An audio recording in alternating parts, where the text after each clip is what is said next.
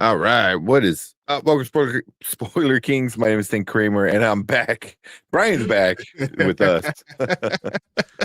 uh, Man. I'm glad I made it. It never seems like you're going that long until like you have something that you used to doing every day. So I haven't been on the computer. I got home. I kind of just messed with my computer. I was like, man, I missed being here, just being around this stuff. So Yeah, you're like, my things. All my exactly. I added a few things. Oh, nice. You got some of the Wave 3 stuff. Yep. So I got a couple more coming tomorrow. Very nice. I got this from Hollywood, Disney Hollywood Studio. Oh, that's cool. So, they just like little miniature of they come with stands. Falcon. Yeah. X-Wing, that's cool. Stuff like that. So it comes with stands and everything. I'm gonna open this up and actually set it up. Yeah, that's cool. Man, what's the Legoland? Oh, nice. The brickheads. So I'll get all those together. Where? Can't see it over here, but you see my Duff beer up there now. Yeah. I got one of those with the playing cards. I got Spider-Man and Ahsoka. And Jack Skellington's up there too. So Oh, nice. Got a few things to add. And then of course I went to a couple comic book stores and picked up their best comic books that they didn't know that were good. So I had a good time. So it's fun. It was a lot of fun. Yeah. That's super cool. I know I forgot to tell you, I'm thinking about it now. It's called Super Saiyan, and they do ramen. So it's soup, like soup Saiyan, and it's all ramen kind of soup kind of stuff. It's all Dragon Ball Z themed. It's all Dragon Ball Z themed. Awesome. It's pretty cool. I haven't gone in a while, like I've been in a while. The last time I went, they actually just bought the storefront next to them, and they were going to expand. So, and that was like years ago. So awesome. Yeah. It's pretty cool. It's very corny. It's but so I love Dragon Ball. So it was just everything was Dragon Ball. All the names of the dishes were Dragon Ball, like just Funkos everywhere, art everywhere. Like it was pretty cool. I went to my comic book store and got this lower deck, and I'm gonna get this signed, but so they had the captains and they had the extra space whales and the ones I was talking to you about. The entire crew of space whales in the entire comic book. So that's funny. That was pretty awesome. And then I saw this sitting there, Micro Mice from Mars, #1 overall. I was like, "What? Really? Yeah, let me just go ahead and grab that." And of course, DCKO. Let's go. It is good. It is good. Yeah. The KO I did not expect. Spoilers for anybody. I don't think anybody in chat, if you haven't read it, you're probably not going to read it. But it starts to tie in the main universe with the absolute stuff that we've been talking about, with like the crazy Batman and Wonder Woman and all that stuff. So it starts to tie in. We should read. Yeah. We should do a reading time. If we didn't have so much stuff to do tonight, I would say do it today. But that one's a long one. It's a little thicker because I think it's not a monthly release, right? Because I think the next one's coming out in January, February. No, the next one's coming out. Issue 2 was December. Is that okay? November. Sorry, November. No. Okay. Oh, is it then? It must have been. Yeah, so it's a month. It's a monthly release. So DC one will just beginning of October, and then the second one's in November. Okay. Yeah. And then the third one's in the December. So it's all fight month. Monthly. So it's going to be a monthly all the way through March. Okay. But yeah, it is good. It is super good. And right off the bat, they kill Batman. Dude, I mean, what? I was like, what? Oh man, I did not expect that. I was like, wait, what? And obviously he's getting his own tie-in in his main. So even though it's like this big tournament that they're doing for the Heart of Apocalypse, so there's like literally everybody, and they're saying, all this other stuff. Batman winds up dying. Like Joker just comes in through the back just stabs him right through the heart. Yeah. I was like, holy shit, what?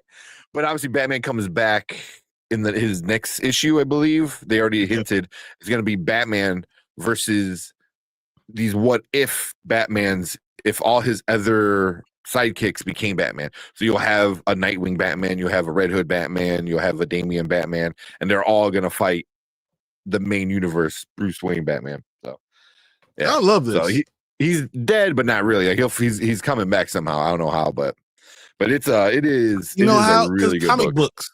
That's why. Yeah, it's comic books. Yeah, like they have to convince Clark to fight, and I guess he made a weapon that he never got to use before. They're brass knuckles that he wraps up. They're little sons.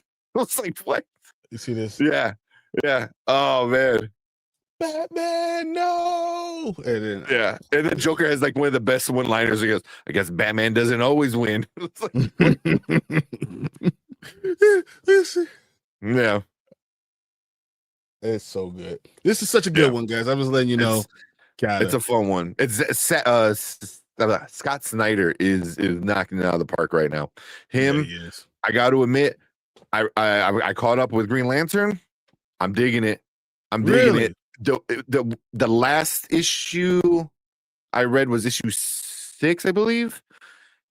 I liked it because all the stuff was like I wasn't digging in what was going on and what they're doing with Hal and Black Hand, and none of the other guys were in it. I wasn't enjoying any of it.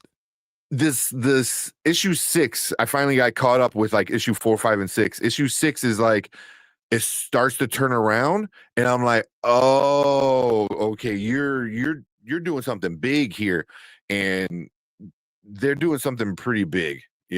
Like John is pretty much a god, and it's all these colors are different than what they are in the main ones. So the like main Sinestro, when you see yellow lanterns and red lanterns, and it sounds different. So they're not really emotions; they're more like these weird like tendencies. I think they called them or something like that. So it was really interesting. I'm starting to like what they're doing, and I saw Absolute Kilowog like hints at it. So I'm starting to turn around even on Green Lantern, but it was a rough start. But it was Al Ewing. I was like, "What are you doing, bro?" But he turned it around. I was talking to the comic book store operator on one of the stores, and I talked to him about Priest, and he was like, yeah, I don't know what the hell's wrong with him. And I just went into a tirade, and then I was there for like 15 minutes, and other people stopped and they started like agreeing with me, and people were shaking their head like, yeah, I don't know what the hell. I was getting everyone hyped up, and I was like, and another thing, and then I was like, man, I should have had this film on the channel. I was so mad. I was just all over again because of this stupid comic book that I'm only reading so no one else has to. I can find that one. But DCKO, I believe they hinted in January or February, sometime early next year, they're gonna open it up, and they're opening it up to a bunch of people. Oh, that one, I haven't even got caught up with that one. I read that first issue. I'm like, I'm good. I'll let Brian read it. It's so disappointing. Honestly, it's just whatever. Yeah, but so if we haven't sold you on the Absolute stuff and DC stuff, I believe it's February of next year or towards the end of the DCKO stuff. They hinted we're gonna get Annabelle, the doll. Annabelle is coming into the universe. Red Sonja. Vampirella. Vampirella. But the big one is Homelander. Homelander is going to be in like a tournament fighting style with Superman. Everything we've always wanted, right? Like we've always wanted that. See what would happen to Superman and Homelander. Who's actually? But you know what? I want Goku. After everything else, give me Goku. That's what I want. That would be cool. Especially this whole thing feels like very Dragon Ball Z, like world tournament, kind of, tournament of power kind of stuff. So yeah, Goku would be the ultimate like Annabelle was kind of interesting. I was like, okay, a possessed doll is gonna fight superheroes. Like Superman would just like zap her with his vision, or Homelander Yeah. would just like destroy her. Yeah. Whatever. Yeah. But this version of Superman is pretty awesome too. You know, like I said, he's got brass knuckles that are Oh, teeny suns. He's a That badass. Dude. like yeah, like so. But yeah, it's good. It's really good. I'm super psyched about like DC stuff, and it's been a while. It's been a while. DC has been doing the better runs for a Yeah, while now. I'm 100%. saying Marvel's been doing these mini runs, and they don't all fit, and then they have all these other runs going on at the same time, and it doesn't make sense. And I'm a Marvel fan, but DC I can recognize it does comic books right now better than what Marvel is doing. Oh yeah. I mean, Even I never love got Ultimate Spider-Man is the best one. I'm still saying Ultimate is amazing. RIP. That's coming to an end, I believe, in March or April. I think all the Ultimate stuff is coming to an end. So that's when DCKO ends too. So all of that stuff, all those limit runs are all ending in March. Yeah. I don't know what they're gonna do with the Ultimate world. Are they gonna retie it back into the main universe? No, or they're just gonna probably like let it die off on its own because DCKO is let it be itself. You know, yeah. So we'll see, but I haven't been this hyped for comic books prior since like Blackest Night, and that's like what 2005. Oh my god, I think 2000. Yeah, like 5. Yeah, because even then, Blackest Night, it pulled me in. And the last time I was really into comic books at that point was like when I was in like 7th grade, 6th grade, so 96 ish, you know. So it's like every like 10, 20 years. I get oh man, it was not 2009. Blackest Night was 2009. 2009. Okay. So my there's certain comic books that really got me. So there's a couple of Superman ones that really got me going that I really enjoyed. So you know, there's some runs that I get into, but for a while, I mean, when you're just starting off as an adult, you can't spend money on comic books. Yeah, this is what it is. You can't. Yeah, it's like, do I get this comic book or do I eat? Yeah, it's like that's the question. Luckily, when Blackest Night came out, I was at a pretty good job, so I had a little bit extra money. So I own all the Blackest Night, and then after that was Brightest Day. I own all of that. Brightest Day's fine. It's not that. Yeah, I think at the same time, Wolverine Origins, the first Wolverine Origins came out, and that was super awesome. That was super awesome. Where you get like Wolverine's all his backstory. I like Old Man Logan. Old Man Logan's awesome. That's one of my favorite ones. Yeah. Oh man, but all right, let's try to wait for B. Yeah, he said, "Well, yeah, I know he should be here." So we'll see. But for now, we'll get started on some of the other stuff. But let's see who's in chat first. Give him a little more time. We got Fernando. What up, Fernando? Welcome back. Thanks, appreciate it. It's glad to be here. Collector saying what's up. I got my F1 too, also, and got my second Fantastic Four and my second Superman because I'm stupid and I got 2 of them. I think I get Fantastic Four tomorrow. I get that tomorrow. It said if we like how he set up his books, yeah, they look good. I know I wasn't able to respond, but I saw them. They look good. I like the shelves. So, and then you got Superman on 4K. That's awesome. I need to get some more. That's what I need. I need some more. More bookshelves, more stuff. I have so much stuff just like stacked on each other. Yeah, that's so much crap. Said awesome news. Tell you my dad. My dad that I have never met who left us before I was born. Every time he gets when he gets taken away and it goes on a card to my mom's account. So we just got $800 something. Nice. Well, I mean, so he gets to pay off his credit card, which is really cool. Mm-hmm. Yeah, almost 3 years, and tomorrow my mom is giving me $175. That's awesome. That's good. That's awesome. Let's say I'm buying some food tomorrow. I'm buying a few movies off Amazon and Groove. Dude, that's awesome. I'm glad you enjoy some of it too. Mm-hmm. some more stuff and let us know what movies you pick up. Let's see. Oh yeah, we got Mama Bear, of course, in the house. Appreciate Mama Bear coming in. She's hanging out on Saturday as well. He's watching the football game in case you have Monday night football with the Bears playing. Jay Daniels he fumbled the ball and the Bears picked it up. Like he fumbled. They were 3rd-and-1. They fumbled the ball because if they get this first down, it's like the game's over. He fumbles the ball and the Bears pick it up. Yeah. New way to break my heart. That's craziness. I'm reading 2 different books right now. One's called Cinder and a different retelling of Cinderella. Cinderella is a reboot with AI components. Was a robot. I'm sorry, with AI components, and she's friendly with one of her sisters, or friendly with one of her sisters. And the other book is Star Wars Aftermath. Life death. Yeah, they finished the Oppenheimer over the weekend. It was really good, but sad that the movie is pretty darn close to the book. They didn't tell you how Oppenheimer died. His wife Kitty died, and his 2 kids. Yeah. I don't think you can because you don't want to change the story too much. It's still based on some things that actually happen, right? Yeah. So you can't change it too crazy. Yeah.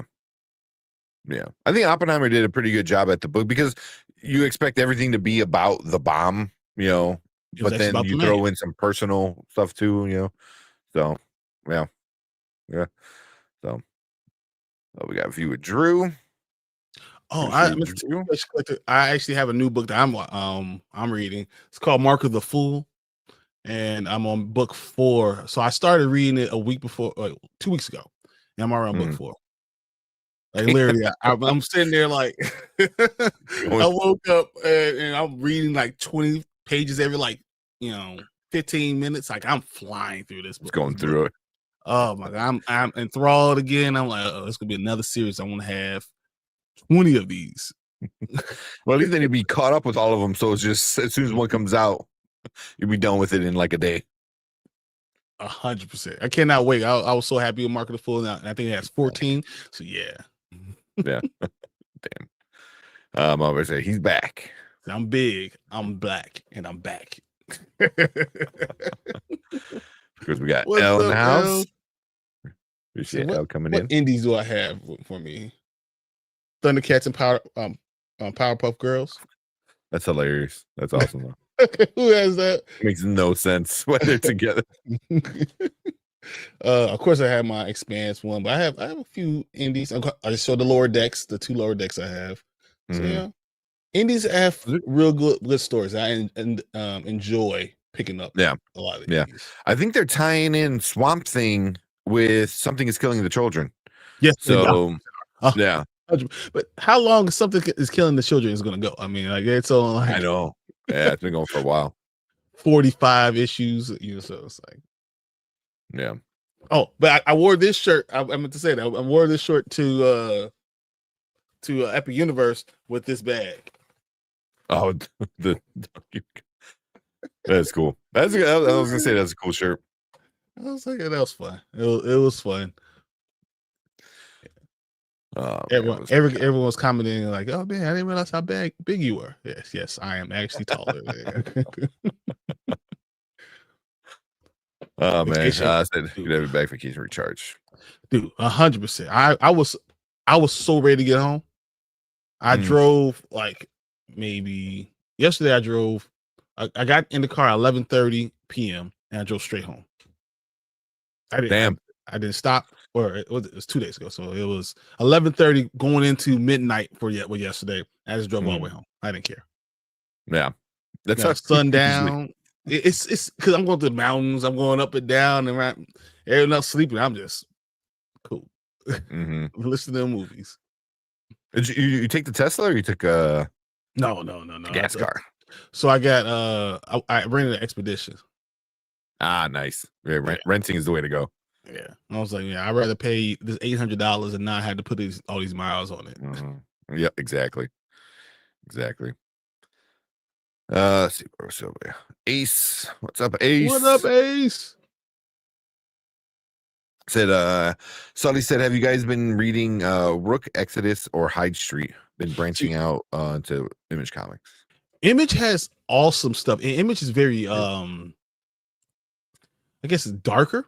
That's the way I'll do it. Image is not afraid to go full dark and good storylines. And I think High Street Ice Street thing is the one I have. I don't think Rook Exodus is the one I've been reading or anything I've seen, but High Street I have. Yeah. Yeah, I haven't seen those. I like just going in there and just start watching and reading and whatever. And I think this is right when we first started talking about this. Then we're going to read the DCKO's event. Oh yeah, dude, I'm telling going to read. I'm going to probably record myself going over the actual comic book and just put it on there. Members only. We'll do members only, so you guys don't have to be bored and doing it. There you go. Man. DBC Ramen, you say? Yeah. It's on my personal channel on Tim Kramer. There's one like a vloggy thing I did when I went to like Orlando some years ago, and I have a little bit of the Super Saiyan. Yeah. Not me thinking Super Saiyan was a Jamaican Saiyan. That's awesome, yeah. That's funny. Anzo! What is up, man? I cannot wait to talk to you, man. I cannot wait to talk to you. I left him this list of things on Saturday. I was like, I want to talk about this. He's like, I don't even know half this stuff even happened. I was like, this is all I do. Write these things down. I was so mad at the hotel. I was like, dude, it's a resort. You don't have good enough Wi-Fi for me to do this? No. Like, nah. I know. I sent him a video from FD Signifier talking about one battle after another, because I watched, and you were there, so you know, but I watched his I'll say review of one battle of another. Yeah. I mean, I get what you're saying. That's why the FD Signifier one I sent him. I like FD Signifier. He's a good essayist, video essayist. But he has his second channel where he does a little bit more shorter videos, and he went on his rant review about one battle after another. I'm like, oh, this sounds like it's like Anzo would like it. So yeah. So FD came on and saying, you were wrong. You are wrong. He said it's not. He said it's like, as a movie, as a film, it's fine. It's shot well. The acting's done well. He goes, but fuck, it's politics. He goes, exactly. Fuck the message is trying to say. He breaks in. Why? And that's why I like, because he is so knowledgeable about like all this stuff, and he comes off on like, he just makes you like hyped, because like he says it so well, and he says it with like the passion, because he's also organized. He's organized a lot of stuff, he's not just saying it, whatever. Yeah, exactly. So, but yeah, I was like, oh, like pretty much everything he said, I was like, yeah, that's probably why I had a lot of issues with it too. But I hate the way they portrayed black women. So that was just, for me, that's just horrible. That was the biggest thing. Yeah. That was the biggest thing he had. But then he broke in at which like in real life. And he started breaking in like real life stuff that this person is based off of, and this and that. I was like, oh shit. So, stuff I didn't know about. So yeah. So yeah, definitely worth a watch. If anybody else watching, FD Signifier, I think his B-side, the B-side is his smaller his ones, shorter ones. Yeah. So, but yeah. So I'm gonna skip around a little bit. Yeah, we gotta get through these because we gotta get to this thing. Tony, what's up, Tony? Tony! We got Books, Gers, and Purrs. Appreciate you coming in. Books, so glad you're here. Saying the Wonder Man trailer was weird and kind of goofy. I didn't like it. We're gonna check it out. I got us down there. I seen parts of it. And I sent it to Anzo. I was like, man, I don't know if I haven't seen it. So I seen the pictures of this white dude. So I'm like, okay, what the F are they doing? So, but I saved it to watch it with you guys. So Bears are driving. What's up, Derpy?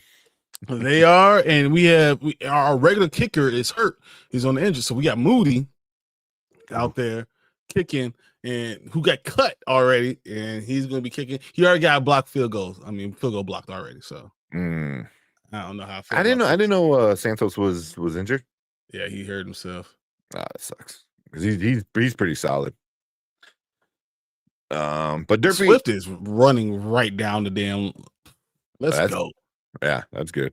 I know. Hopefully Derpy come back in a little bit when we talk about Peacemaker because last week we didn't get a chance to talk about it because I want to talk about it with you. I watched it like 2 more times. I got thoughts, and stuff like that. I have thoughts too. Exactly. To the point too that I enjoy parts of everything that he does. I just don't like. I don't think I'm just not good with James Gunn.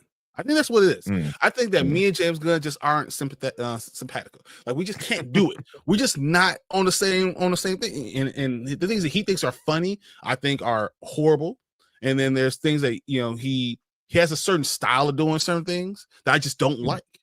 And I think that's where it comes down to. And I didn't mind him setting up this story as much as I had. I just don't like not liking what he's doing for no reason. I feel like he's doing it for no reason. Like I have no problem with the ending. I have no problem with the feel. I just feel like the whole first half of the episode was why. Okay. I'm kind of. I don't think it's him. I don't think it's more it's into the it. show. It's him that I don't like. I think that's what it is. It's just that's what it is. Because I don't think he directed it. He just wrote it. He might have directed 1 or 2 episodes in the season, but I don't think he directed this finale. So I don't know. But yeah. Because my issues are with other things, but it's gonna be a good conversation. But Derpy, hopefully you come back. He said, "I love Peacemaker. It wasn't the thing I was expecting, but it was entertaining and slightly satisfied." So I don't feel like that's the one thing I didn't say. I did say I was satisfied. I wasn't satisfied. I'm still not satisfied after watching it multiple times, but I have other things that I was like, okay, but yeah, but we'll talk about that in a little bit. Fernando said Bears will win a Super Bowl in 10 years. I mean, dude, I'm 40 and they haven't won since I was born before, or I was born after the Super Bowl. So in my 40 years, I've never seen them win a Super Bowl. Technically, I was what 5 months because I was born in October, January. So so I was like 3 months. 3 months, yeah, 3 months old when the Bears last won. So all right, been a last while. game with this field goal. Let's see. 3 seconds. You can bring it up and play it right now. You guys will know if I'm angry or not. There you go.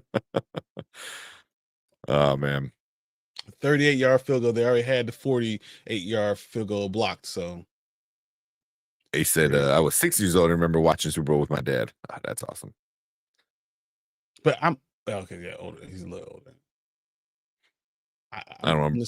I'm ignoring what Derpy says. I saw something. I know. Oh, you don't understand how bad it was because it was a knuckleball. It was a knuckleball. It looked like it was going like this, and then came back. Mama said, "Do I need to bring up the candy trail?" Maybe we might. I don't know. I mean, he will miss the vampire Lestat because this is happening, guys. We got people that are waiting for it, and we're giving them 20 minutes. So might have to message him and say, "Hey guys, we got to get started on this vampire." That's I'm gonna message real quick, but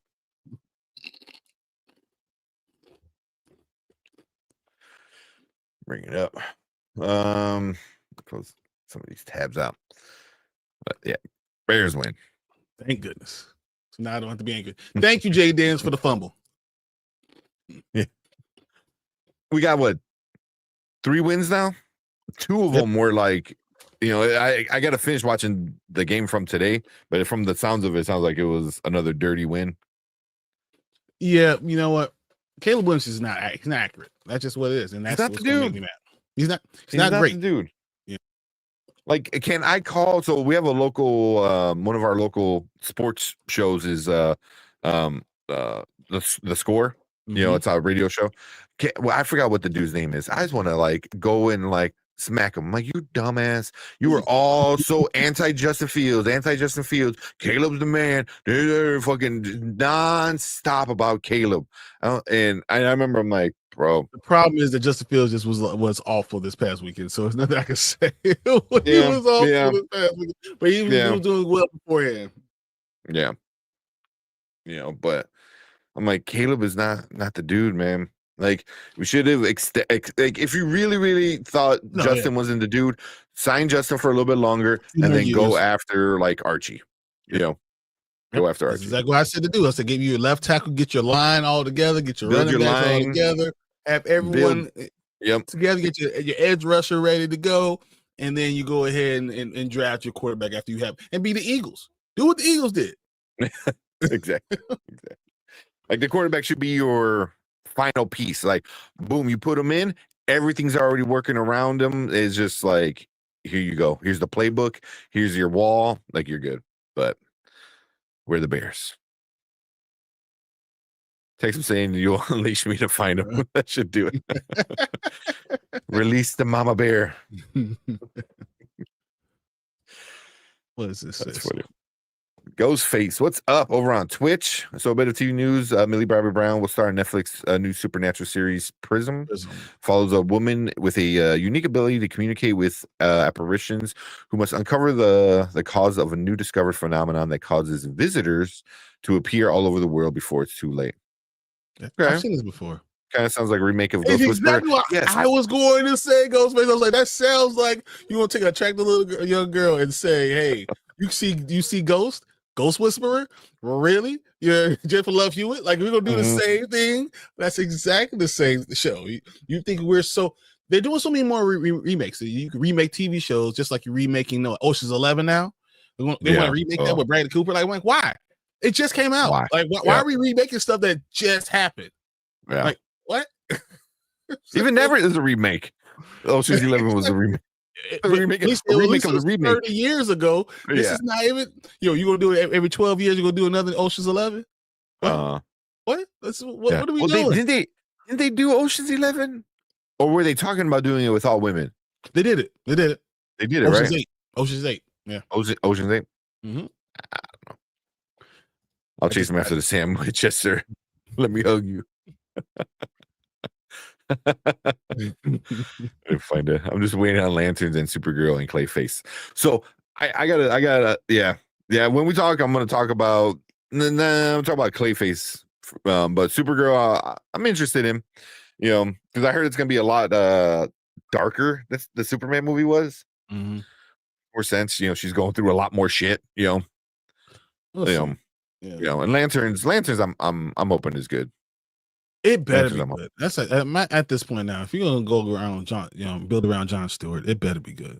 Yeah, that's just why. And everyone I've heard talk about it, I haven't, like, too many people aren't really talking about it, but everyone that I did hear from the set were all saying like it's gonna be good.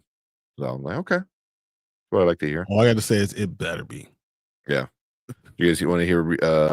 They want to remake Friends and Jennifer. Jennifer Aniston came out and said, hell no. And the show will not be remade. Yeah, because you've had the same type of show before. Friends came out after Living Single came out, right? So Living Single came out first, and then a year later they said, let's do this, but not with black people, right? And so you got Friends. Like none. It's the ultimate. It took Peacemaker. What's her name? Tyler. What she's hosted what was it? Whose lines is it anyway? She was the only black person I ever saw. Aisha Tyler. The only black person I saw on that show ever. Yeah. Yeah. Whose line? Like, what was that? Friends. It was like no black people in it. And there's like no minority people like in it at all in it. It's literally that alternate world in Peacemaker. That's what Friends was. One hand. The world. Yeah, you can literally count them on one hand. Oh my god! But again, that formula for a show is not unique to Friends. Just put a different spin on it. How I Met Your Mother is a version of Friends with a little spin on it. Living Single was first. It was literally the same show, and they just said, "Let's do this and give it more money."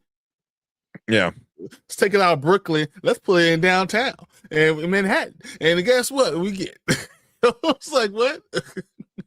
Living Single was a superior show. I'm gonna That's my story, and I'm sticking to it with that. I understand. I mean, and don't get me wrong. Don't get me wrong. I've watched Friends. I've watched all of Friends. Like my wife goes to sleep with Friends. I don't hate on it at all. I just know what it is. Yeah.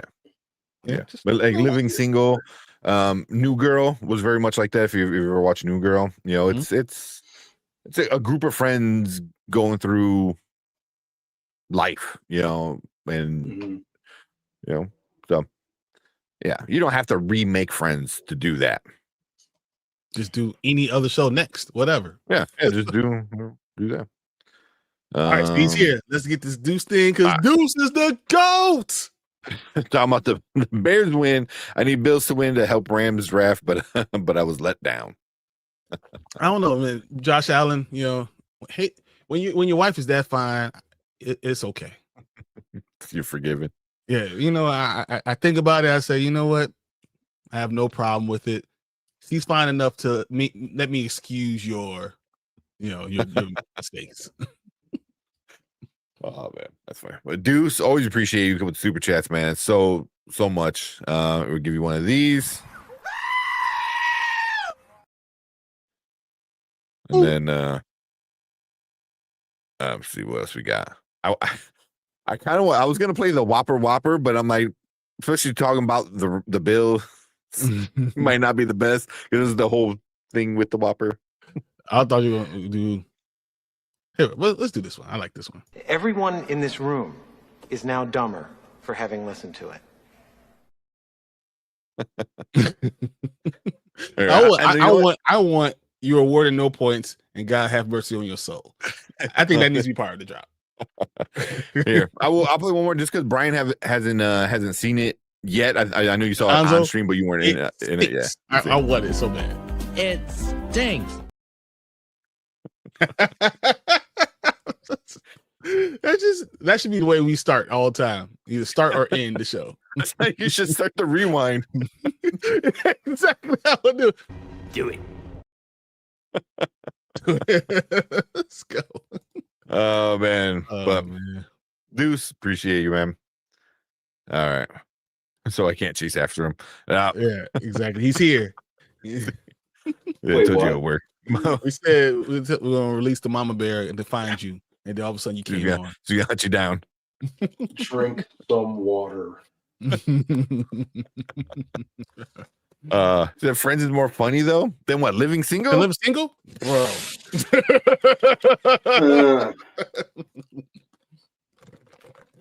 I think what it is that when you can relate to it, whatever you relate to more, that's what it is for you.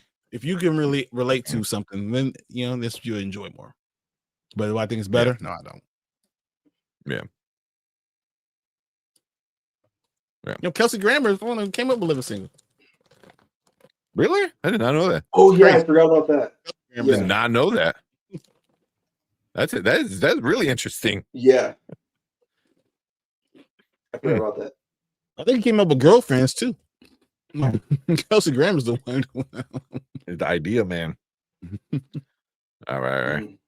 Good job. We can Ain't New Girl and Gossip Girl kind of the same thing, but with different first names. No, New Girl is totally different. It's completely. That's funny. New Girl's hilarious, though. But at least they had a black guy. They had multiple. Way, you know, David Wayne's Jr. Yeah. Yeah, the shit. That's right. They had multiple black people. Yeah. Talking about that. New Girls are good. I'm good with New Girl. Yeah. I never watched all of it. My girlfriend like wound up watching like the whole run. And I would always catch parts of it. And every time I catch it, I'm like, why is everyone funny except for what's her name, the main character? Zoe Deschanel. Because all the guys, they're so funny. They had such a good like camaraderie with each other. It was like they were so funny together, man. I mean, who the hell does it? Yeah, Jake Johnson? Deschanel. Awesome. Yeah. Yeah. Like now, like with the cookies, like I get you cookie, you got me cookie. You get you cookie, you got me cookie. she does that shit all the time to me. So oh man. Right. Okay. All right. Let's get going. Let's get this going. Let's get going. Let's watch oh, that's a good Ghostface. I'm down with answering that question. Yeah. After this. Yeah. Man, let's talk this trailer. Let me get it ready real quick. Hollywood asshole asking me whether I Come on. There we go. Watch the trailer. Get this ready. Because a bunch of our comments over the last the weekend was like, there's a new Lestat trailer. Did you watch it yet? I was like, no. Honestly, I would have made us do it immediately, but I wasn't here, so I can't make us do nothing. Yeah, because I think it came out on like 3 days Friday. ago. It was 3 I think it came out Friday. Mhm. I want to say. Yeah. Because I think Comic-Con started Thursday, but Thursday is just kind of a nothing day. Dude, we need to start going to these Comic-Cons. This needs to start happening. Seriously. Like New York or The Vegas. New York Comic-Con would be a lot of fun. I don't know if we could go to San Diego, but like New York and Vegas, we could do those. Yeah, those aren't too expensive. The San Diego one is stupid expensive. Yeah, no. Because that is the Comic-Con. That one's just so expensive. And it's in California, so it was like just getting out there is just staying there. Like just staying there is like a grip. Like, man.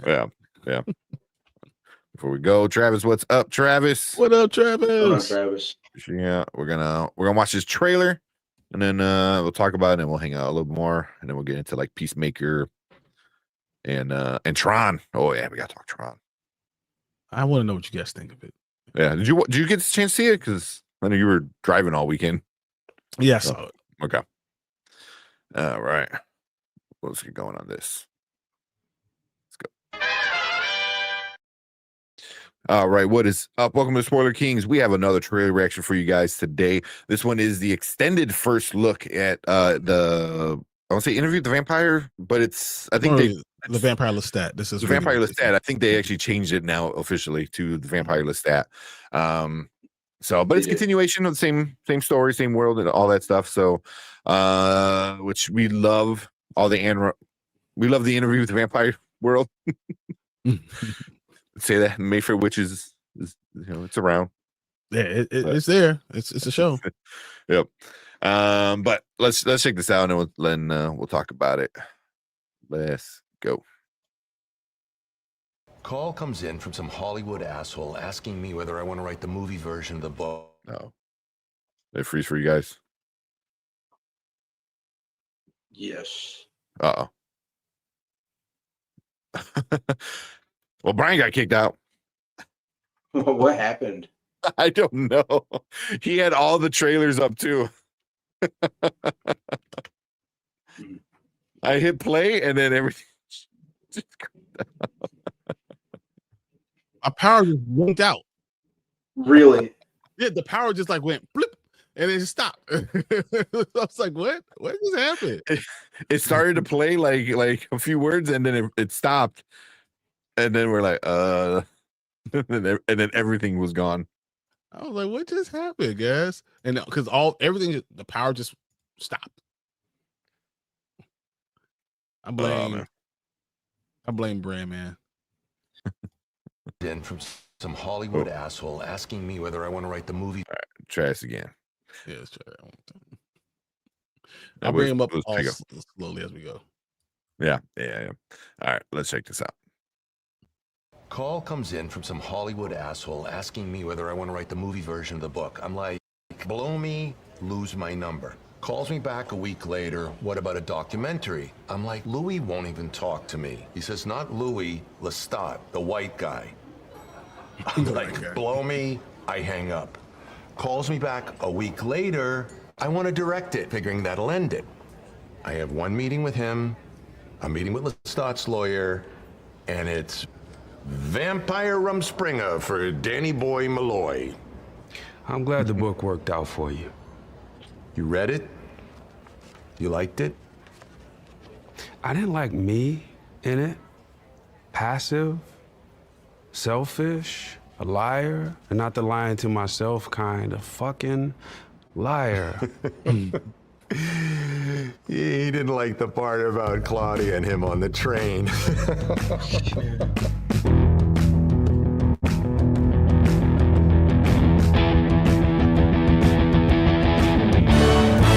I'm a little killer.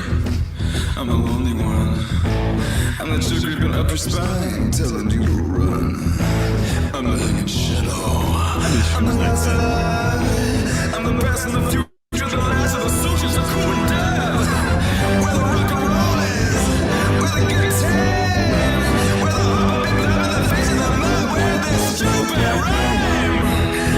Bang, bang, bang, bang, bang, bang, bang, bang, bang.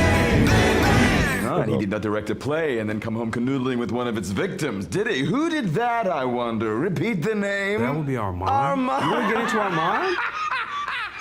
Santiago, I could understand. At least he had a presence, but I'm happy to discuss Armand if you think that would help. is it true that you had a second home in Sausalito? Were they getting divorced? Did you take turns driving across the Golden Gate Bridge? Who held the wheel harder? Writing numbers on each other's backs and pretending to guess them wrong. I bet.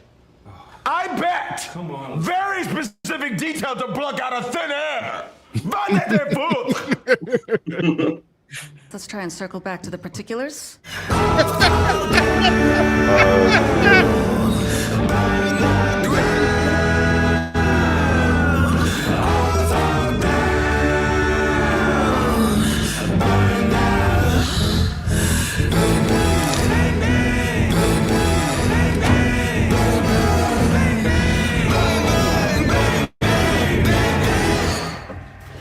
He did it again. Fucking asshole.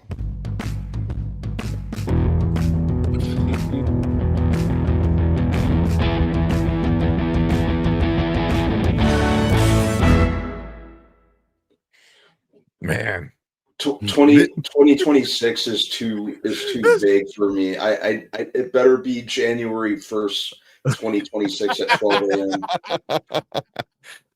you're not kidding though, man. I was gonna say the same thing. I was gonna say, like, man, I loved every part of this whole trailer except for the last one that said 2026. Like, what? 2026? If it said 2025, I will be super excited. Yeah. Let's go. Yeah. Man, I was really hoping it would be out this month. I'm thinking that we're not gonna get to June. That's what Don't say I'm that. afraid of. I mean, I forgot who. I think one of you guys brought it up, but this coming out right or that Valentine's weekend, like that would be the best. That's That what I would be said the before, but I would love that. But I'm worried that it's not gonna happen. best. Yeah, that's early February. That's probably not, but that would be great. That would be great. But man, this looks so good. This looks like it's gonna have. This might be the best season we get yet, which is crazy. You know, it's like it looks so raw. That's like, hard now to you- even like, say that. yeah. Like, this could be the best season that can come out. Like, that's so hard to say. Oh my god! But each season was been better. You know, season 2 was better than the first, and the first was amazing. So, Do I think season it's 2 is just. better than season 1? I'm not sure. Yeah, I think it is. I never thought too hard about it because I really loved season 2. I actually don't even usually like recasts, but upon rewatching it, even the recasting of even the recasting of Claudia kind of worked to the season 2's advantage. Mm-hmm. Yeah, and it did have me wanting more than season 1 did. Season 1 is a foundational thing, and they changed so many things in season 1 that I didn't see what they did with Louis. The way it's the setting of being in New Orleans and the mulattoes and all those things that kind of add up to what we got. That foundation was epic, and it wasn't just all Louis. It was Louis and Lestat the entire time with Claudia. Like you got all that. So I don't know if I could say season 2 is better because I didn't get a lot of Lestat. Right? Like I thought their combination together was epic. And that's not saying I don't love season 2 because I love season 2, but season 1 was just when I got equal of each of one of them. I don't know, man. I don't know if I could say one is not better than 2 because of that. Yeah.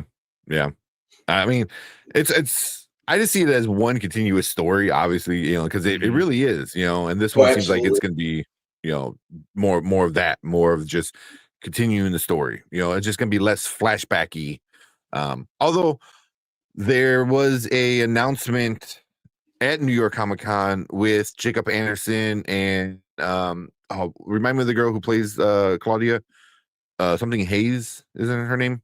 Dawn Hayes. What was it again? But well, Brian looks that up. They had them on both of them. So Louis and Claudia were on the set of the Vampire Lestat, and they were announcing that season 2. Delaney. Yeah. Yeah. Was it Delaney Hayes or Hayes? No, Delaney Hales. Yeah. Okay. So yeah, so they were both on the Vampire Lestat set, and they were promoting season 2 of Interview is out on Netflix. So if you want to watch season 1 and season 2 of Interview with the Vampire, it's out on Netflix.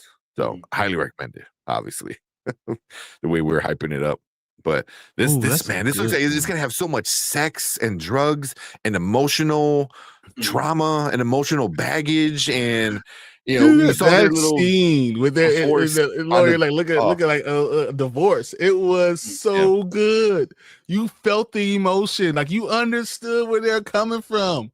Oh, that's so good. Lestat seems like he's gonna be an absolute mess this season. I love it. Yeah, he's gonna be a problem. He's gonna push like not giving a shit to like the very, very edge, because now in this world, what is Louis gonna do then? That's the key, because I think he still loves him, right? But he doesn't want to be with him because he knows it's not healthy for anybody. Yeah. But also he doesn't want to see him fall apart, the way it looks like he is, so I don't know if he could push him to fall apart too, and he could start to fall apart too. It depends on what they do. Did they follow the books? What do they follow? I don't know. I don't know how they're going to do this. So it's going to be really interesting to see overall. Yeah, I can tell you, just kind of going by the trailer, it seems like they're kind of sticking faithful enough to the books, but I think they're going to stray a little bit just for the sake of the show format. But I definitely caught some stuff from the book, like they show like brief flashbacks of Lestat with a I saw at one point he was holding, like it seemed like back in the I forgot what year it was that he got turned into a vampire, but they definitely showed him in human form holding a gun, which is I think that's the scene where he was attacked by wolves, like right before he becomes a vampire. Okay. Because it looked like he was in the woods too, which, if memory serves correctly, is where that happened. But yeah, so we're gonna get some flashbacks for sure, and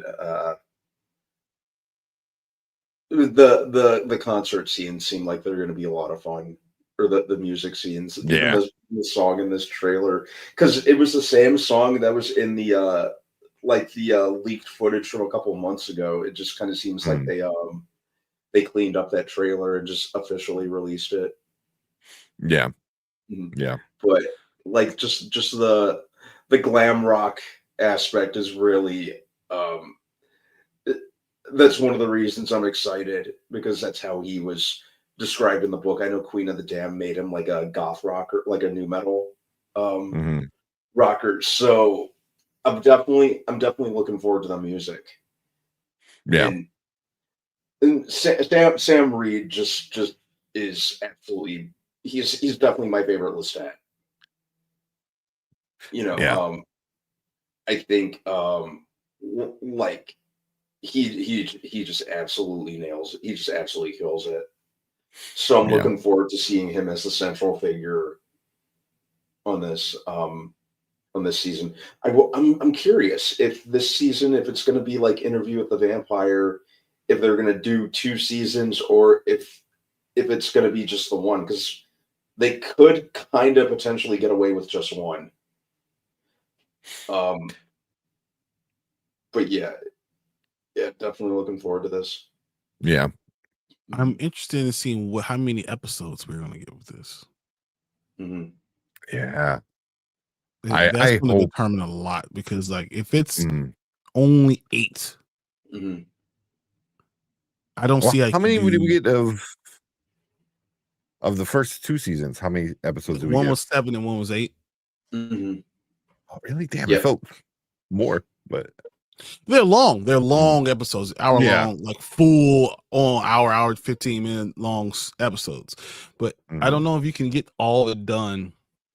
What happens with the with Lestat in one season if you're only doing 7 episodes? I feel like if you did 10, if you told me you did 10, I say yeah, you get through it because they're hour long episodes. There's like 10 hours of a movie. That's basically what you begin. So basically, you got 2 to 2.5 movies there. Yeah, I can see you do it in one season, in one season. But I don't know if you can do that if you're only doing 7. Yeah. Yeah. I mean, I'll be down if they split it into 2 seasons. You know, hopefully we don't get, a long gap in between seasons then. You know, hopefully AMC needs to know this is a hit, right? By now, going into the third season, that people want this, and this should be constantly, writing and filming. I mean, it should be like stop doing all these Mayfair witches stuff and give me more. Why get so much Mayfair witches and not enough Interview with a Vampire? Come on, man. I know, right? We all know. How do we have 2 seasons of both?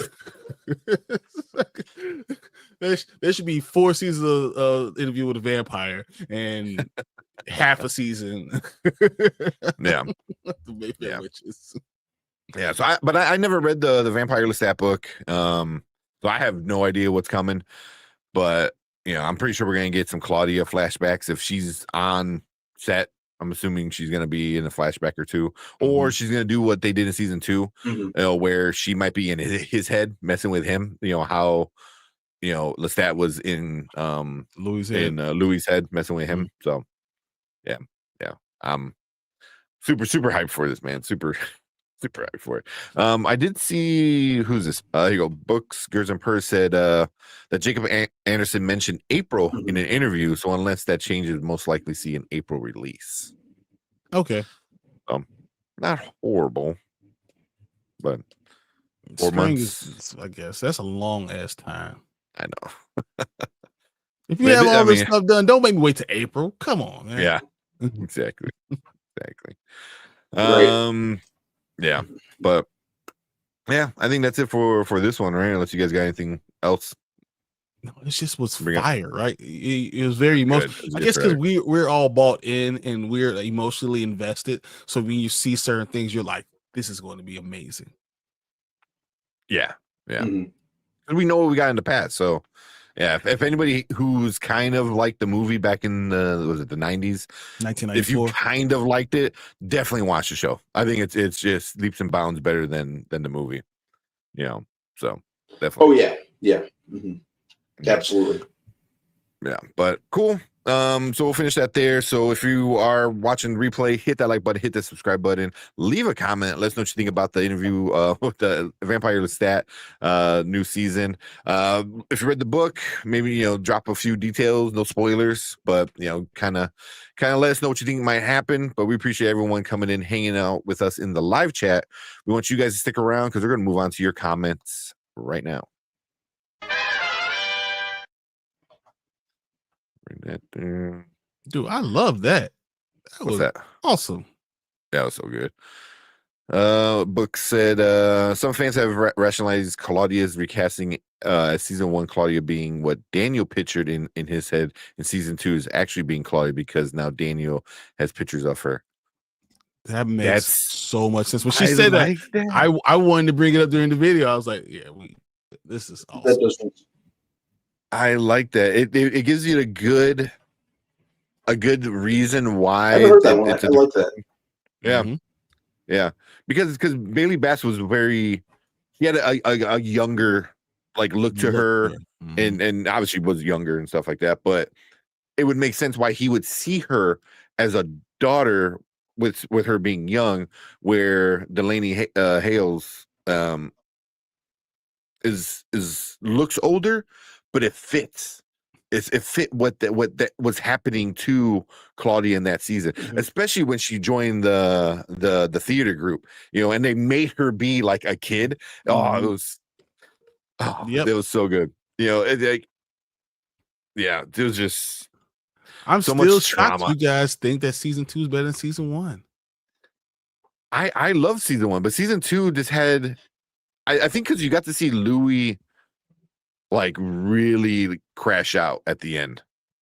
You did, but you didn't get to get as much Sam Reed. Sam Reed is like it's 50%. Jacob Anderson and Sam Reed both. It's you really like they are perfect together, like puzzle pieces. Like I'm gonna say 44-44 with both of them, and then you got for everyone else gets the little bit, But it's seeing them play off each other. So not getting the Sam Reed part in season 2 always kind of puts me in a place where I'm like, I just don't think it's as good because they didn't get that play. Every episode they were together was just epic. It just felt amazing. I enjoyed their playing off of each other. Yeah, and But but I even though think season 2 play was an awesome, beautiful, great story, still didn't get enough Sam Reed. Yeah, because I like the Sam Reed being like the in his head the whole time. That was very interesting because it was like his version of Lestat. It wasn't actually Lestat; it was his version in his head. But him not being there, and then when he does show up, it was just like, oh shit, And that's when the oh shit part of the season happened because, like, holy crap, man! That's when everything just went down, was when Lestat came back because it was such an epic 100%. moment. But But then I think don't know about how in much. season 1, everything that happened, you remember all the ups and downs that they went through, and then the killing of each other, and bringing when Lestat took Louis up in the air and then dropped him, and then the whole thing with Claudia, and then the racial element to it, and being in New Orleans, and all those things, and they do it through all these 50, 60 years. Like it is such a good foundational piece, and then those guys playing off each other. I don't know if I could say it's better. Yeah, I mean, I don't blame you. But that's not like it's not like me saying it's worse though. It's just because season 1 was, man, season 1 like just I wasn't ready for it. I thought this season 1 was gonna be kind of stupid. I'm like, all right, what are they doing? This is a little weird, and instantly became like after the first episode, I'm like, I want it all right now. Like I want it all right now. So I was excited I was excited for season 1. I was excited when they announced that they were doing a show, and it really blew my expectations out of the water. Like I felt like I was gonna like it, but I didn't realize I was gonna like it that much. Because I remember I was watching the trailer, and we were just all like, I don't know how this is gonna feel, and then it was epic, and it was so good. But when you have a negative feeling about something, and then all of a sudden it's like the best thing ever, maybe it just has a special place in my heart. Also that goes along with it. It always makes me feel like season 1 is just that good. Yeah, I mean, season 1 is that good. It is. It is. It was a show that very few shows do for me, where I get it and I'm like, oh man, like I want 10 seasons all right now. I want to binge it. Like it's just like it just after the first episode, because I was just like, I want to see where this journey goes, because it's gonna go crazy, And the first season was absolute insanity, with everything, But now I think with this third season, all the players are on the board. You know where they all stand. You know how they feel, how they act. So now you know everybody, but now you throw in like the emotional trauma of not being together, wanting to be together. Like The baggage. crash out is gonna be, because we already saw like Louis, crash out in season 2. Now we're gonna see Lestat's crash out, and so. But that's why I wonder how much Louis we're gonna get in this season. I think it's gonna be more than we expect. Like it looks like it's gonna be a lot more than we expect it to be. I think so. I'm curious because it kind of, and obviously I'm just going off the trailer. It seems like he's going to be kind of here and there because I'm thinking the opening scene in the trailer with Daniel and Louis. I feel like that's going to be like the very beginning of the season. Yeah, just to set the tone. Yeah. Like, yeah, like Lestat, is about to tell his side of the story now. Mm-hmm. And I think I don't know if he's going to be prominent. Because even the trailer, man, just looked very, very Lestat centric. And but I definitely think he's going to be like a little more prominent than we originally thought. Yeah, because I know in the Vampire Chronicles, like Lestat is the main character. Yeah, so it's in mostly season, about him. Yeah, in season 2, he really wasn't in it that much, like Brian said. So now, I mean, they even changed the title to the Vampire Lestat. So obviously, it's going to be a lot of Lestat, and I think going forward, it's going to be a lot of Lestat, but. What like Brian was saying too, like the chemistry between Jacob Anderson and Sam Reed, Lestat and Louis, I think they're going to change some of the stories to make sure they're together more. Yeah, even if it's going against each other, even doing that, you still that's a thin line between love and hate. You know that that's just what it is. So I feel like that you're going to get a lot of that anyway. Yeah. Oh, you want check your mic? Sound like echoey. Here, finish up with some more from books. Said I honestly wish they had Talamasca's show before Mayfair because the show was a mess. Yeah. It's too bad about Mayfair Witches because personally I thought it started out decent enough and then it just went downhill like really, really fast for me. I'm not even sure I enjoyed the first episode. I liked the first. But it really lost me really, really fast. Same. It never really fully got me. I was like, okay, what happens next? And then it just went like, oh, okay, it turns into trash. But I am excited. I believe it was you books. Or it could have been somebody else, but that said that there's season 3 is getting a new showrunner. It's getting a good showrunner who knows how to do TV shows, which I'm super excited about. And they're going to kind of reboot it a little bit. So I have more interest in season 3 because of that. because of that. Nothing to do with season 2, because season 2 was just a pile of crap. God, man. It looks like a pile. Just like, really, this is what we're doing? This is what we're doing? Oh, okay.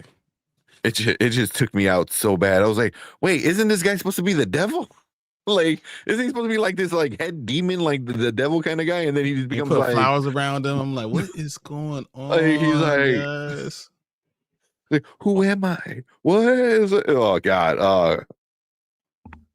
I'm attracted to my son baby guy rape that I don't know. Yeah. The demon who raped me, that he's now my son. I love it. It was very incesty and weird, man. It was so weird.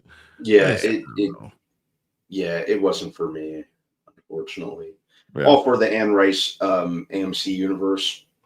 But it was part of books, yeah. It was part of her. Mayfair was again soft reboot. Cross my fingers. Same. Telemasca looks good. Telemasca looks. I have hope for Telemasca. I think it's gonna do what it's meant to do and tie some things together. Oh, and then hopefully Mayfair gets a good. Even the story just doesn't seem like I enjoy the story, any of it. Like I don't enjoy not one part of this whole thing. Yeah. I feel like it needs to be rebooted. Stay away from Lasher. That was weird, and I don't know too much about Mayfair, so hopefully they get into other stories that are more interesting than incesty demons. I don't know, man. I just, even when I read about it, I'm like, I don't see this being interested in me. Yeah. I said season 2 Dreamstat. That's awesome. said he was waiting for Louis to be happy, and once he was a sweet moment at the cafe when the ish hits the fan and he appears. Absolutely incredible storytelling. Yeah, it is. It is. The showrunners on Interview with the Vampire were awesome.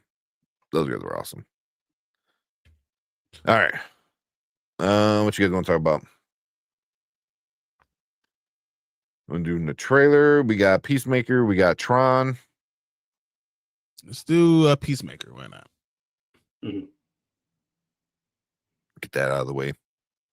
I know Mama Bear's been waiting for us to talk about it. So she can leave. Like, yeah. Anyway, we'll do it early so you can come back for the rest of the show after. All right.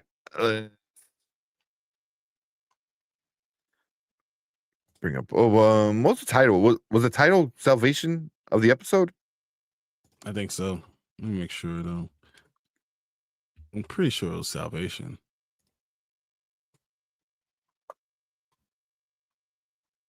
Full Nelson. Yeah. Full Nelson. Yep, you're right. Full Nelson. All right. What do you think he gets on Rotten Tomatoes? Oh, it's low. It's low. People did not like this finale. Episode. Yeah, this finale was like super, super low. I think it might be the lowest of the entire show, if I'm not mistaken. So the show itself is only at 50%. The show or this episode? Because I'm looking at Rotten Tomatoes, the episode's at 50%. Episode So 8. season two is at 50% is what it says.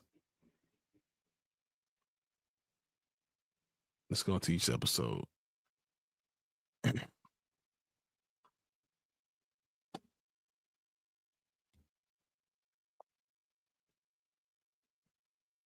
See, because season 2 was not the Peacemaker from the 90s.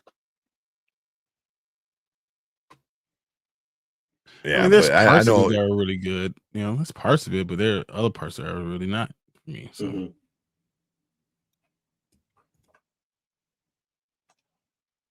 even I saw John Campia, one of his thumbnails was like it was I think he called it unsatisfying.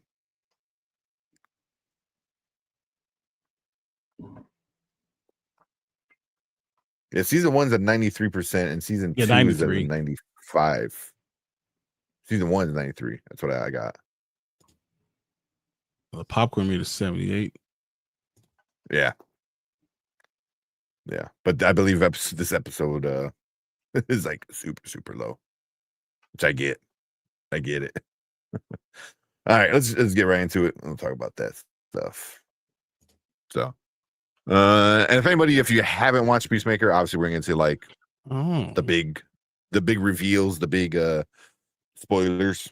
So you realize like they only have like 11 reviews. yeah, a lot of them are like super low. Like no, I'm saying like there's 6.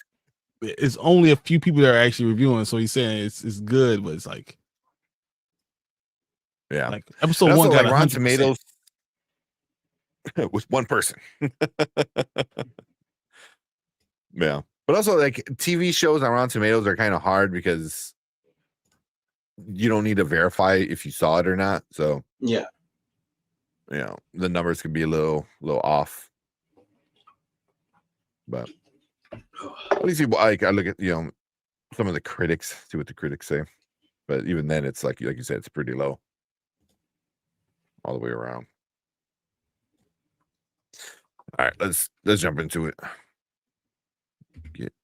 Let's go. All right, welcome to Spoiler Kings. We're going to talk about Peacemaker, episode 8 of season 2, Full Nelson, the finale of the season and possibly of the show, because there's no plans for season 3. So we waited so Brian can join us, because I know Brian was going to have some thoughts about it. So yeah, so we're going to talk about full spoilers, everything that happens in the show. So if you haven't seen the episode, I don't know if you want to watch it or not, but we're going to get into a lot of the spoilers of it. So but we'll start off with Brandman. What you think about the episode? So I watched this episode several times just to kind of get a handle on what I thought about it, and it just like, to its credit, if I had to kind of like dig around for credit, John Cena really, especially the last several episodes, was really bringing his A game acting wise. I thought he elevated a lot of it. I think some of the opening flashback was decent, like between Chris and Harcourt. That was kind of cool to see. But for the show, and I just gotta kind of jump right into it, guys. But for the show to be going so strongly for me, and then only to stall out at the end like it did, that's the way that I'm describing it. Like it didn't, like, I think the most accurate description I can use is like it stalled out. It felt like it really kind of went nowhere, and they didn't know what to do with the final episode. Like they just, it's such a brain fart of an episode. It was such a brain fart of a finale. That's how I have to look at it. Nothing happened, it seemed. Now, I don't know if that's because James Gunn has a bigger plan for the character of Peacemaker, be it him showing up in Man of Tomorrow or Supergirl, whatever it may be, because obviously this isn't the end. But I think it was just a very weird way to end things for it. Yeah. And like I said, for all we know, I'm assuming because there's some kind of other plan in play that Gunn has, but yeah, I just felt so unfulfilled. Yeah. I'm all for like kind of ending things on a cliffhanger, but it just felt so unsatisfactory. Yeah. Okay, but yeah, I'll shut up. Okay, no, good. So good. What about you, Brian? What do you think about the finale? It was one of the worst finales I've seen since, I don't know, House of the Dragon. No, I think this is worse. This is worse because it wasn't. I don't think it's the worst episode I've ever seen, but it's one of the worst finales I've ever seen. Because it wasn't a finale. It wasn't really anything ending to it. I felt like it was too much of it was just things happening, and like, you ever go into something and you have no plan, and you have it's one of the best penultimate episodes I've seen. With all that stuff going on, and then everything that happened in that, they really don't touch besides the fact of Chris hating himself. I felt like they could have done so much more, and I think it left me disappointed. And that's a very big problem when you're talking about a possible series finale. You should not be walking away disappointed in what actually happened. And when I walked away, when I finished it, I realized I was telling Tank this earlier. I just don't think I'm with James Gunn. What James Gunn likes and what I like all the time, it's not always the same thing. Yeah, I think that's what's coming down for me. I liked what he did with the Guardians, but what he finds good in TV shows and what I find good in TV shows aren't the same things, and I think that's probably my biggest issue. And the comedy just never hit for me a lot of times. The seriousness of it was great, and a lot of the way that the writing was all throughout the entire season was great. And I felt like it was really going up, like 6 and 7. It's exploding, and it's going up, and it ate just like a wet noodle. And he said, "But this is the end of the series, and you do that." I'm disappointed. Yeah. I'm very, very much like what Mama Bear said. I know I was talking about it like last week. And I think it reminded me of Multiverse of Madness kind of thing, where it was getting so hyped and Tom Cruise is going to be in it, blah blah blah, everyone's going to be in it, and then once you see it and you don't get all this the expectation so high, and then it's just a good movie, but you're at a level 10, you're expecting like amazing peak of it, and you don't get it. And James Gunn did that, like all these things, like, oh, big cameos. You're gonna have big cameos. I didn't let people watch, episodes 6, 7, and 8 because of the epicness of how it ends and this and that. And I'm like, oh, this is gonna be crazy. This is gonna be some like wild stuff. And then, like Brian said, 6 and 7 were like, oh, this is good. We're getting into some like real deep stuff with racism and privileges and like multiverses and multi-dimensions or whatever. So I'm like, oh, this finale is gonna be good. And then it just seemed like everything was moving so quick, and it was just like nothing finished. That was my issue. Was like you didn't get an end of a story, which is fine. Not for a finale though. Like I feel like a season, even if it's like obviously you get a second season, third season, fourth season, whatever. But that season, that story, that the main thread you're going through needs to finish, and then you can set up the next stuff. This felt like it never finished. It only set up the next stuff. And that was my biggest thing, was it was overhyped. Which he going back to what Brian said before, James Gunn needs to shut up. Like, just let your work speak for itself. Let the work speak for itself. Yeah. And I wonder if I would have been a little bit more accepting of the finale if he didn't hype it up so much. So there's that for me. And then the way he sets it up is also very underwhelming. So I never read Salvation Run, which is what it's going to lead into. I actually ordered reserved a copy from the library so I can read it. That and Checkmate. I never know too much about that stuff with the DC, these smaller things that James Gunn likes to talk about, but Checkmate, from what I understand, seems interesting. Like it's going to be an anti-Argus. I'm like, that's awesome. Why do you set it up in like this montagey way? I just feel like you're setting up really important stuff for the future in a way where you're just like, you did it in 10 minutes, bro. Like what? So that part was like very like underwhelming, unsatisfying. It was just so unsatisfying, but I watched it multiple times, like Brandman said, and the things he does to set up, I'm like, okay, this is going to be important. Salvation is going to be super important. I didn't know too much about Salvation, but I guess it's a big part of one of their crises, whatever that they do in the DC comics.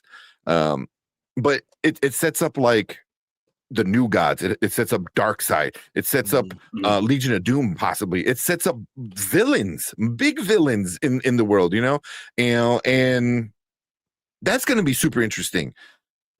But why'd you rush it? That's what I kind of felt like. You kind of not rushed it. You just like I just feel like you threw it in there. You should have finished the episode and then show the impact. Finish the story and show the impact of what this thing is going to mean. Yeah. And he didn't do it. He just kind of, this is the end of the series. We've been on this journey for 2 seasons with you. And you're not going to finish it. You're just going to kind of finish what's going on and then show like, okay, well, this happened. Now this is going to lead to this. Yeah. If you did that, it would have been a better show. Yeah. Like I feel like the finale should have been them actually building Checkmate. And then because they did it in a montage, like I said, after they brought Chris back in there, and Daniel Brooks, amazing when she breaks down and has her moment of like greatness in this season. Dude, oh my god, I was like, that's why you're I think she's like Emmy nominated. like you're good. She was amazing in that, when she gave him that speech. And I feel like this episode should have been building of Checkmate. I think that would have been satisfying if the whole episode was building of Checkmate, and then you had what was going on in the multi-dimension, the doorways, that as a back story. You could have just shown a couple of them. You didn't have to keep them going and make that the main story. That was stupid. Yeah, that should have been in the background while they were building Argus, because you would have been like, oh, the anti-Argus, as Rick Flag Argus is kind of going crazy right now, and they're kind of teaming up. He's going more into Lex Luthor, and he's becoming this whole thing. You understand that? Yeah. So that's all kind of my thoughts. But I need to ask you guys a question real quick. Fernando said I need to read Salvation. Oh, I read Salvation. It's very good. I'm getting it. I think I should get it tomorrow. The graphic novel. I'm pretty excited to read it, and I'm getting the Checkmate. The 2020 I think run, which is what James Gunn is basing his Checkmate off of. And people say that's an amazing read too. So I'm getting both of those from the library, and I'm going to read them so I can get caught up. And then Mama Bear said, Gunn has a very bad habit of overhyping things. The Flash is supposed to be the greatest movie ever. Yeah. Well, but can I say about you talk about Adebayo? I want to just kind of focus on that. Before I get to that. So. Because she admits in a relationship that we're going two different places. Like her breakdown. Oh, with the girlfriend. Yeah, it was so good. Like, I love you, but what you want is going to make me wanting, and what I want will drive you crazy. So we're just going to different places, and she has these feelings, and she admits that she hasn't been listening to herself, and that she has to be real open and honest about all this. So all her emotion, and it was just raw, and it was, you understand, if you've been in a relationship that you want to work out, and it just can't. And you haven't been able to admit to yourself why it can't. It was perfect. That was, once again, James Gunn doing serious stuff sometimes it's just perfect. It's perfect. And then when she talks to Chris and she says you have this magic that has everyone that you touch believe in themselves. Oh, fuck. She basically says, I know you love me. And I love that you love me. Yeah, you're the only person, when you say it, I believe it. Like, I was like, dude, this is so good. To a point where I'm like tearing up listening to her speak. And it feels like James Gunn's that type of person that does something like that, and then does a fart joke.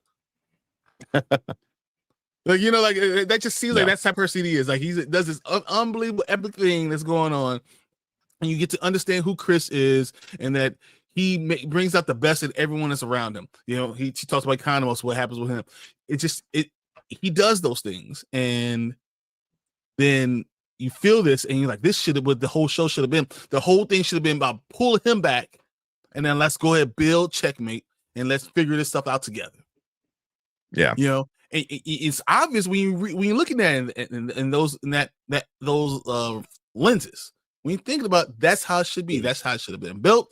This is how they should have done it. Because it kind of crescendos this thing that they've been doing, and it cements this as a family, as a corner of the universe that's not going anywhere.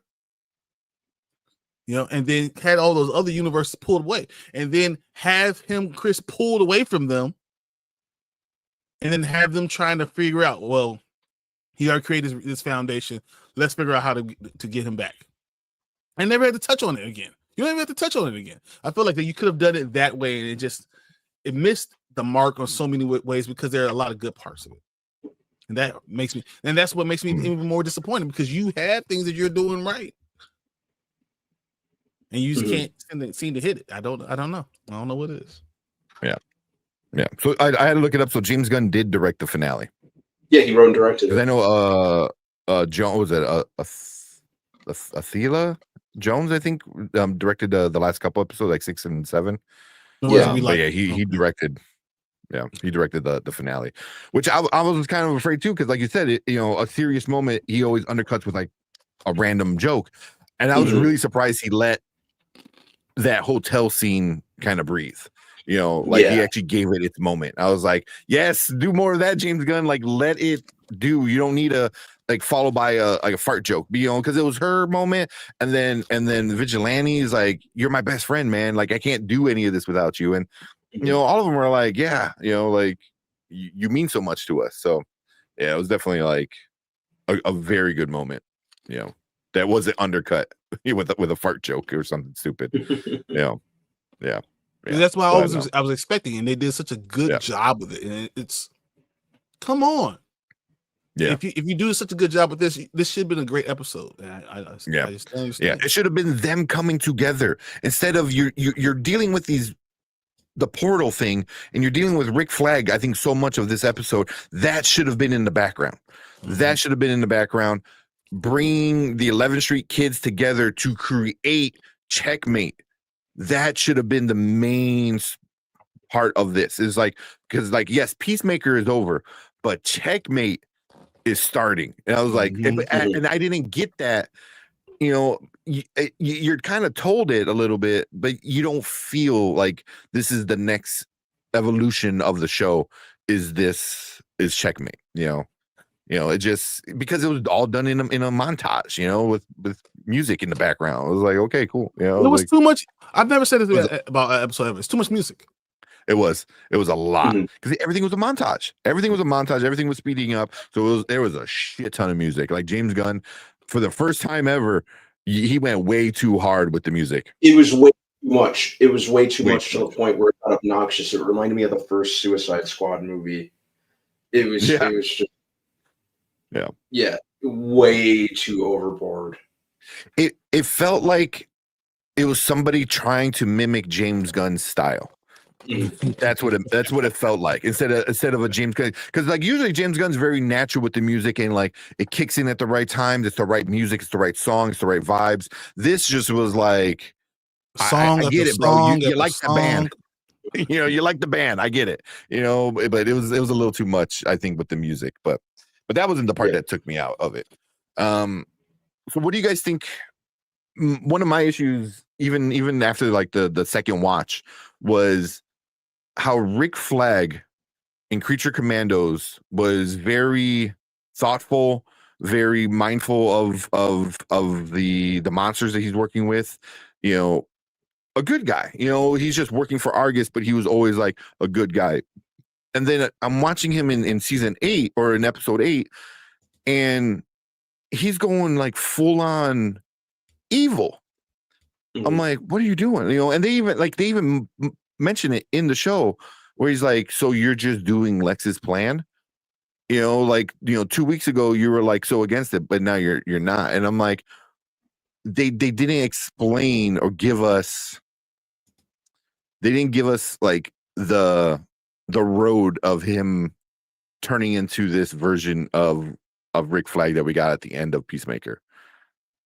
What do you guys think about that? I mean, I heard a theory that I like, but I want to hear what you guys think.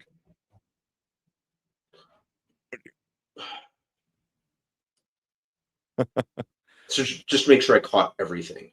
Just run it by me one more time so I can have how he went from being like a cool guy in Creature Commandos. Even at the beginning of this season, he was kind of more like vengeful. Then he becomes like full on, like an antagonist. Like Lex's, right hand. So on one hand, I got it, because we're ultimately talking about a grief-stricken father. That's how he was moving. He was moving purely on grief. Even though I completely understand why he'd be angry at Chris, he's got to kind of save some of that for Waller, but unfortunately Waller's kind of untouchable, so Chris is like the next best thing. So I get it, but that's what Gunn kind of specializes in. Heck, that's why the character of Peacemaker works for me now. At first, I went from liking the dude to not liking the dude because he killed Rick Flag, and the show really explored things with him and made me really like the character. So when it comes to Rick Flag Sr., I'm kind of waiting out his next appearance or appearances. It's like that's just James Gunn's thing. He specializes in the morally gray. So Mhm. I can't really say I dislike the character. I get why he did what he did. Obviously I don't have any kids of my own, but I'm inclined to kind of say that if I was staring down the dude who stabbed my son in the heart, I'd probably act similar. Yeah. And be out for blood in any chance I got. So I'm waiting to see more when it comes to Flag. Okay. Mhm. Okay. What about you, Brian?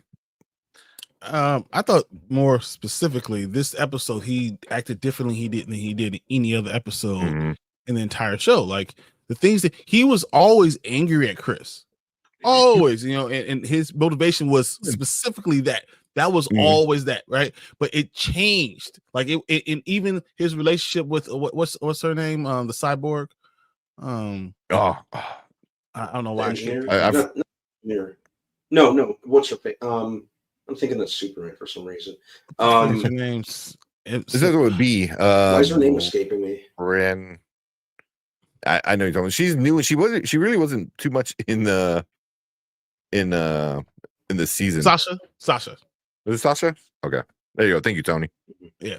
So, yeah, I just felt like even his looking with her, like they were like going towards boyfriend girlfriend type of thing. Like I care about you, or I'm looking at you, and just everything seemed different. His reaction to even Tim Meadows' character, all those things. His reaction to everyone else, the way he pushed everyone outside, the fact that he was even accepting Lex's people. I thought one or two things. First thing, he's brainwashed. That he got too close to Lex, and Lex was able to brainwash him, and he's able to manipulate him in a certain way. He's now Lex on the outside while Lex is still in jail. So he is literally, that's why he's doing exactly Lex's plan, because it's Lex actually, he's like a puppet right now. He's doing it exactly the way Lex would do it. So my first thought was that, okay, he's been taken over as a puppet in some way, shape, or form. That's why he doesn't care about the same things he cared about before. He never asked about, in that other world, was my son alive?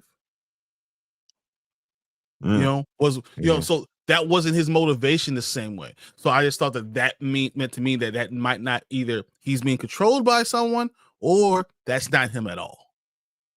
It has to be one of those two things. Yeah, because it didn't seem like it made sense. Yeah. So going well, I was kind of like getting at what I heard, and Tony brought it up, that the prediction that it's not the real Rick Flag, that it was actually Clayface. I'm like, that makes sense. That makes sense. We already saw Clayface in Creature Commandos. So I believe he already met Rick Flag, because it was in Frankenstein, and Rick fought Clayface.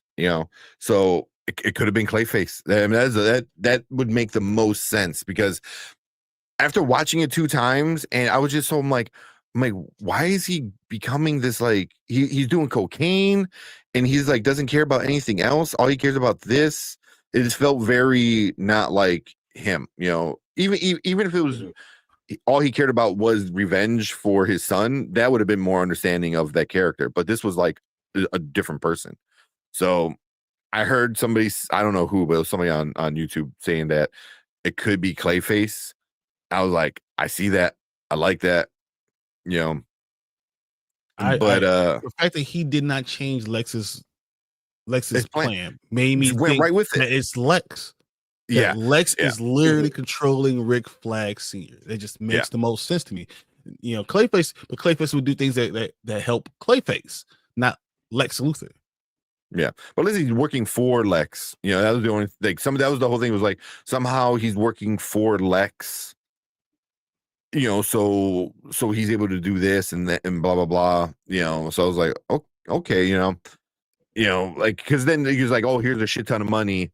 I need you to be this person. I was like, okay. But then I also saw somebody, because we don't know what Lex asked for, right? No.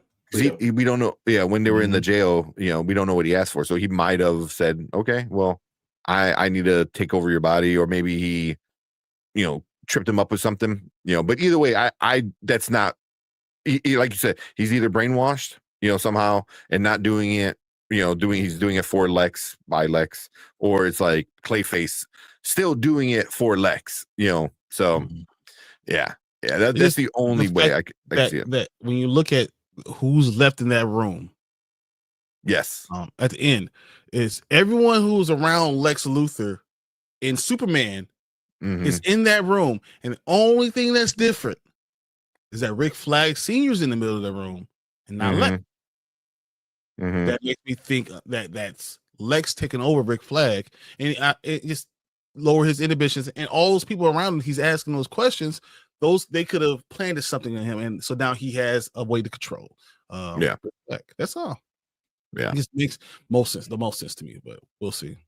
Yeah, I saw Lawrence brought this up because James could have gave Sasha's story to Harcourt, James Gunn's wife. I agree. That would have been kind of interesting. I think that would have been a good way to kind of do it, where like they're kind of in a weird relationship too. But I don't think he wanted to convolute it too much with like who likes who and this and that and stuff. Like having this other character, which I know her name is Sasha Bordeaux. And Bordeaux is like in the comic books, and I know she's part of Checkmate.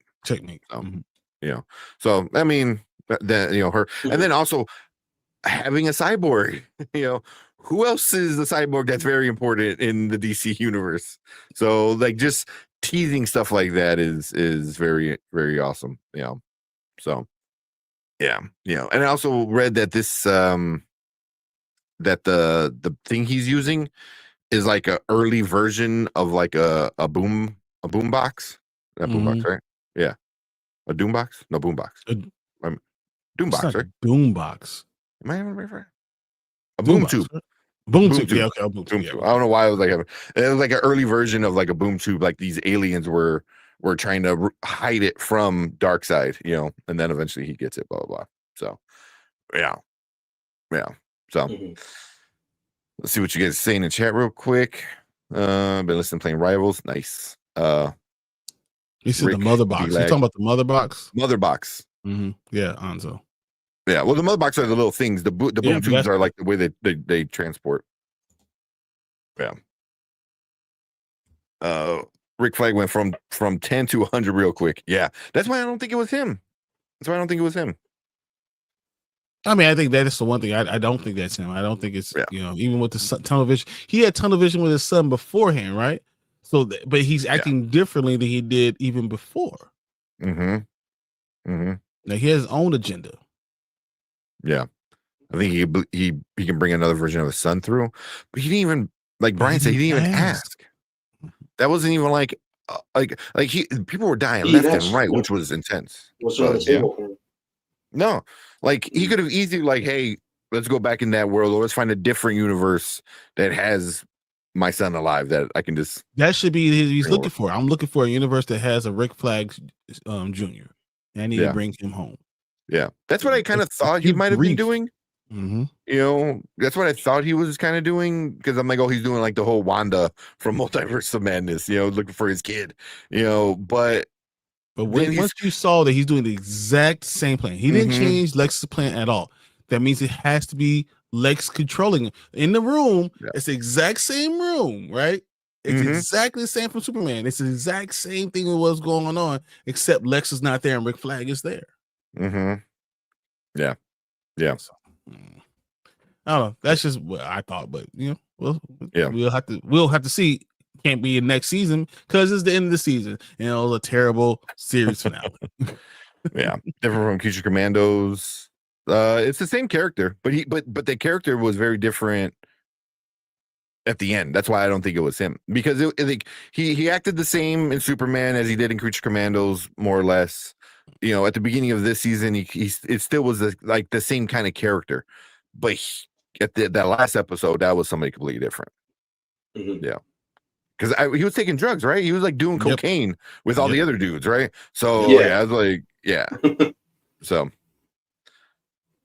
I saw what he did for the princess stupid stuff. Yeah, Yeah, that's why he's a good guy. You know, granted, I get why he's pissed off and really hates Peacemaker. I get it, and so I'm not mad when he beat the fuck out of him. In the jail.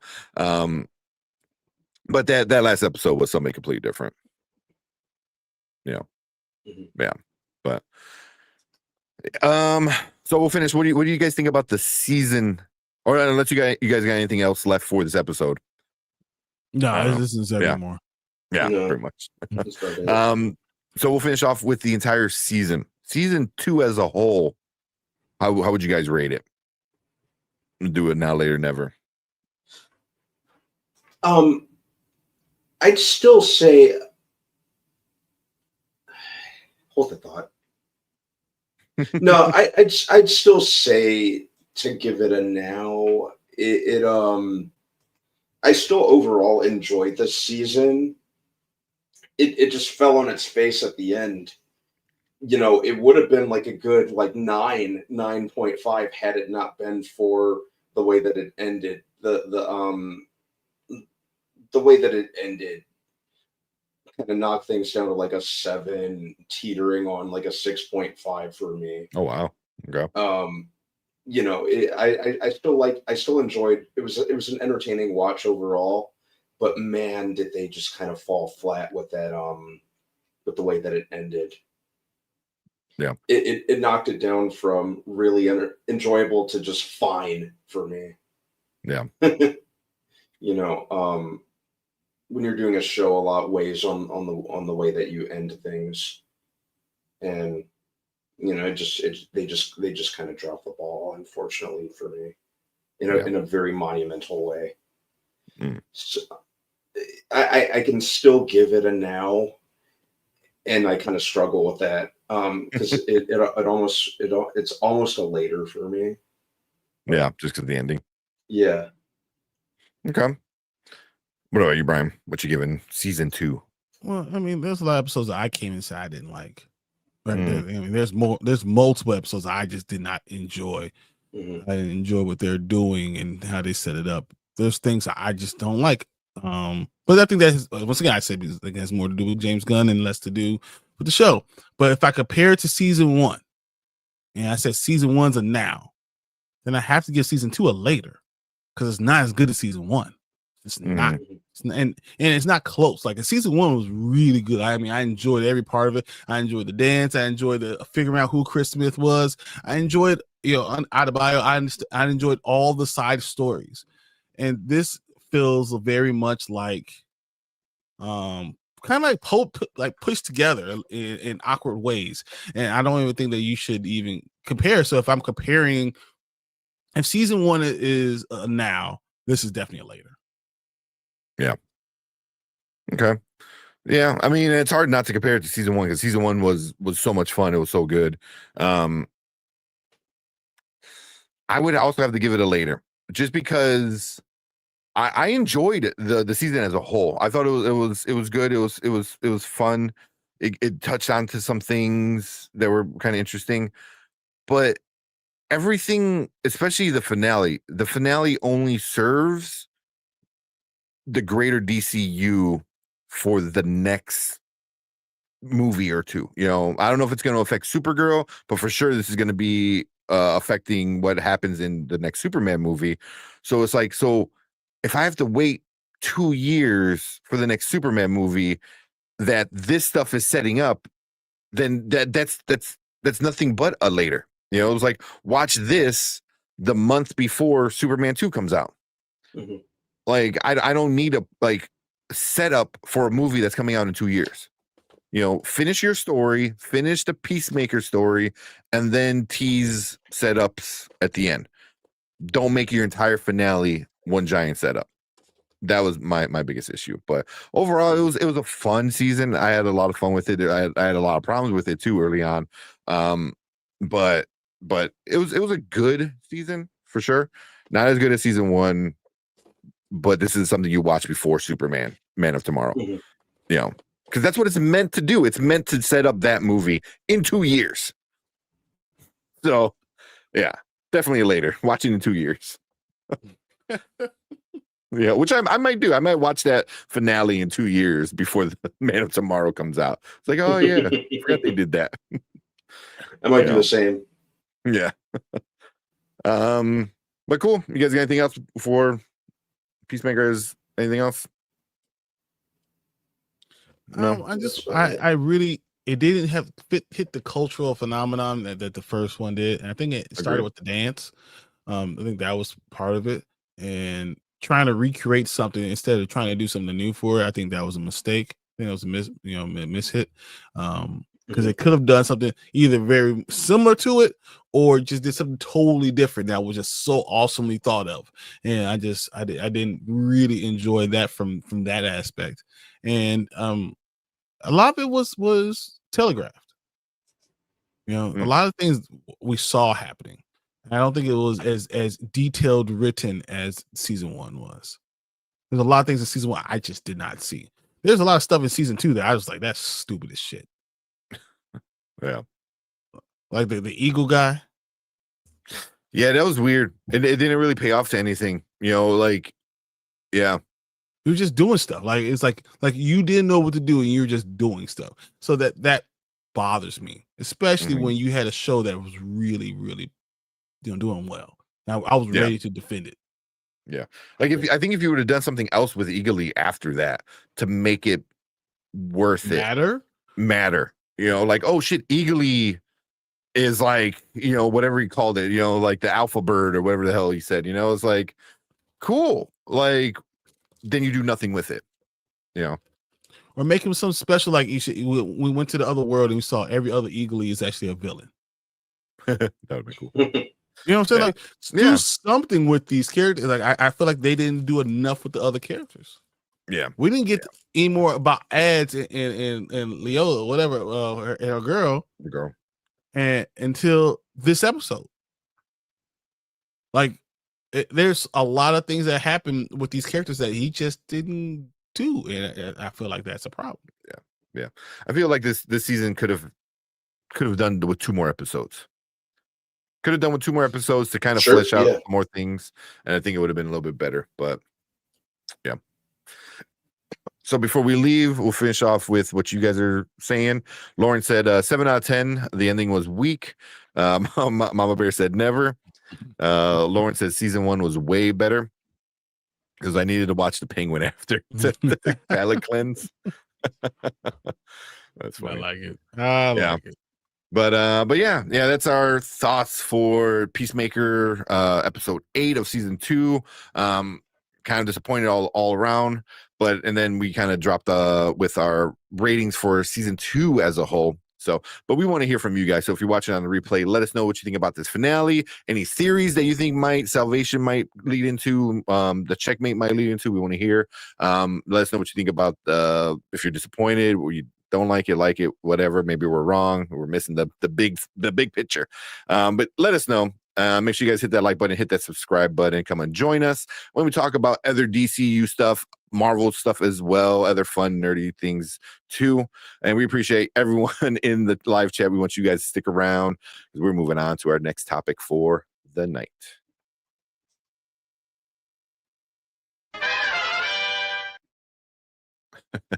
You gotta play it. I know. That's why I kind of chuckled when I was doing the outro. I saw it. I was like, oh my god. Oh, this is what Ansel actually said. He said, It stinks. For everything, no matter what. Man. I hope this leads into a proper dark side. I think so, because the whole thing with so I had to look into Salvation Run if it was something I really wanted to read, and from what I read the synopsis about, is Salvation is basically a training ground for the new gods, specifically Darkseid, to test out his new creatures. So when all the villains get pushed into Salvation, they start making factions and stuff like that. So all the villains start teaming up so they can survive all the evilness of the new gods testing grounds, and then they find a way out. And then as they come out is when the Infinite Crisis, I believe, starts. So How, I think it's gonna set up Darkseid. I feel like they In also a way. missed a lot of stuff. I thought what we got in was episode 7 was. Oh, I'll be back. I gotta run real quick. Okay. Go ahead. So, well, when we got episode 7, I really thought that really set Keith as being a supervillain. I think they did a great job of setting up he's going to become a supervillain in this Peacemaker world, and you're gonna this seems like the seeds of a supervillain, right? Yeah. Oh, absolutely. And then nothing else, and we're not going to get another episode of Peacemaker. And is he going to be big enough to be a supervillain in the DCU at DC? I mean, as a whole, no. I just felt like if you're going to do that, then it should have paid off somewhere, or see him as something again. And I just don't understand why they would just let this be the finale. I just didn't like it. Yeah, it kind of it poses a question how key a figure Peacemaker is going to be moving forward, or if he's just going to be relegated to a supporting figure, especially now that they say that that there's not going to be a third season. So it really makes me ask myself where like how Peacemaker and in what capacity he will fit in moving forward. Are we just going to relegate him to a supporting figure? How big a part is he going to play in Man of Tomorrow? And then where or how big a part is he going to play from there forward? That's what I was kind of sitting there asking myself at, especially after the second time I watched it. Anzo says episode 7 was the true finale. Episode 8 was a music video. You're not wrong. Glorified music video. And then where was the Justice Gang with all this happening? If they're involved in all this other stuff, if all this stuff is happening, why was the Justice Gang not there? I mean, you brought them in as cameos, so now they don't exist.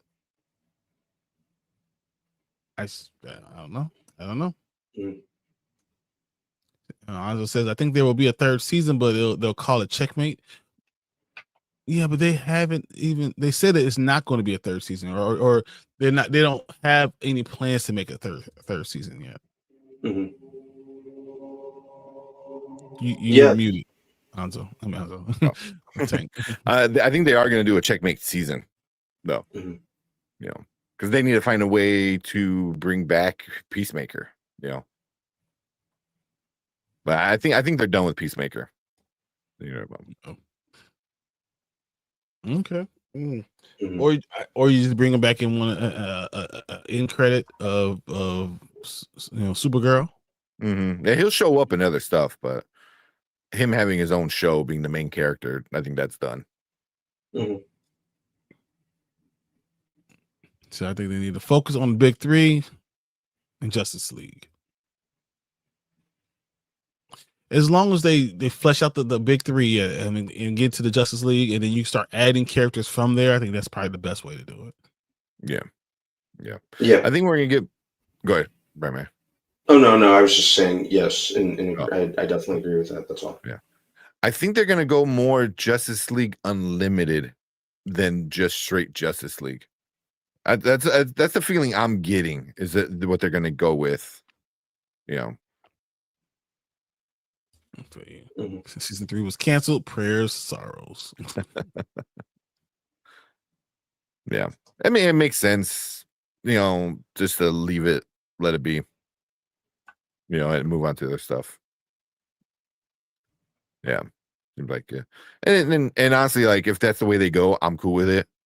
Justice League Unlimited is pretty awesome. But obviously your main focus still needs to be the main Justice League characters. I think you have to do a Justice League before you could do like an Unlimited version. 100%. I mean, how are you just going to skip through?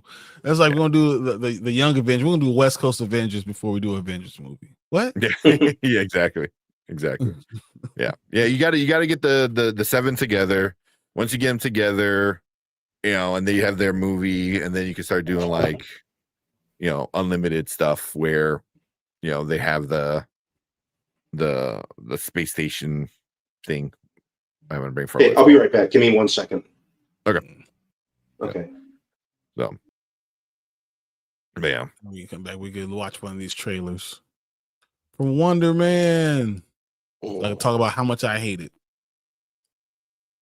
Yeah, I haven't seen it, so I'm like really kind of curious to see what's going on. Yeah, we'll do Wonder Man, and then we'll do Tron, and we'll probably call it a night. Oh man, but let's see. Lauren said, like Clayface, other miscellaneous characters from before Wonder Woman or Batman. What is he thinking? I know Clayface was kind of random because it was another creator, I can't think of his name, who did the scary stuff on Netflix. He came to James Gunn. He's like, hey, here's this idea. I want to run with it. Can I do it? And James said, yeah, he likes it. So he let him do it, which I'm like, cool, but yeah, like you need to focus on Wonder Woman and Batman. I know he says he's got Wonder Woman in the works. He didn't say where he is and what phase of the works it's in. And Batman, obviously, was a Buscemi, I think. Buscemi. Yeah. He recently, I think this weekend, he came out and said that he's still attached to direct it. So I was like, he did say that. I mean, because we were at Comic-Con, we're talking about Comic-Con, and he did say, yeah, I'm still, this is going to happen. I'm looking at these characters. This is what we're going to do. So, I mean, I guess so. Fine. Yeah. I still would like Snyder, but we'll see what happens with that. But I mean, I wouldn't mind him like kind of going off with the Bat family, because you can start doing like a Nightwing thing. I know they're talking about like a Teen Titans kind of movie as well. So Wonder Man just rip off of the studio real. That's hilarious. I guess I haven't watched it, so I don't even know. No, I mean 100%. And the parts I saw, yeah. That's basically what it is. That's funny. On a completely unrelated, WB has rejected an offer to buy it. Yes, they said it was too low. We don't know what it was, but that's what I said. Like, it needs to be really, really high for Zaslav to be like, okay, How high it do needs you to be think really? I don't know, man. I don't know, because he's been putting like, as much as people hate all the work he has done in it, and I agree there's some shit he did that I don't agree with, but he has been doing a lot of work with getting Warner Brothers out of debt and getting things back together. I mean, look at this year. Warner Brothers is like, they had 7 or 8 movies that made like 40 million opening weekend. Like, that's crazy to have like 7 movies to make 40 million opening weekend, minimum. Let me read this. It says Warner Brothers has rejected an offer, a takeover offer from Paramount Skydance, with Warner Brothers management deeming the offer approximately $20 per share too low. The Paramount is reportedly considering increasing its bid and exploring other options to acquire Warner Brothers WBD, which is valued over $42 billion. There's also reports that Netflix is considering an offer closer to $40 per share. Okay. Which Warner Brothers, that'll be double. That seems really low. Warner Brothers Discovery stock is $17.78 right now, which is a $42 billion valuation. Mm-hmm. So $20 a share would be a $60 billion. Yeah. And they said he went at 40? Yep. Yeah. Yeah. Which would be over $100 million, $100 billion, over $100 billion.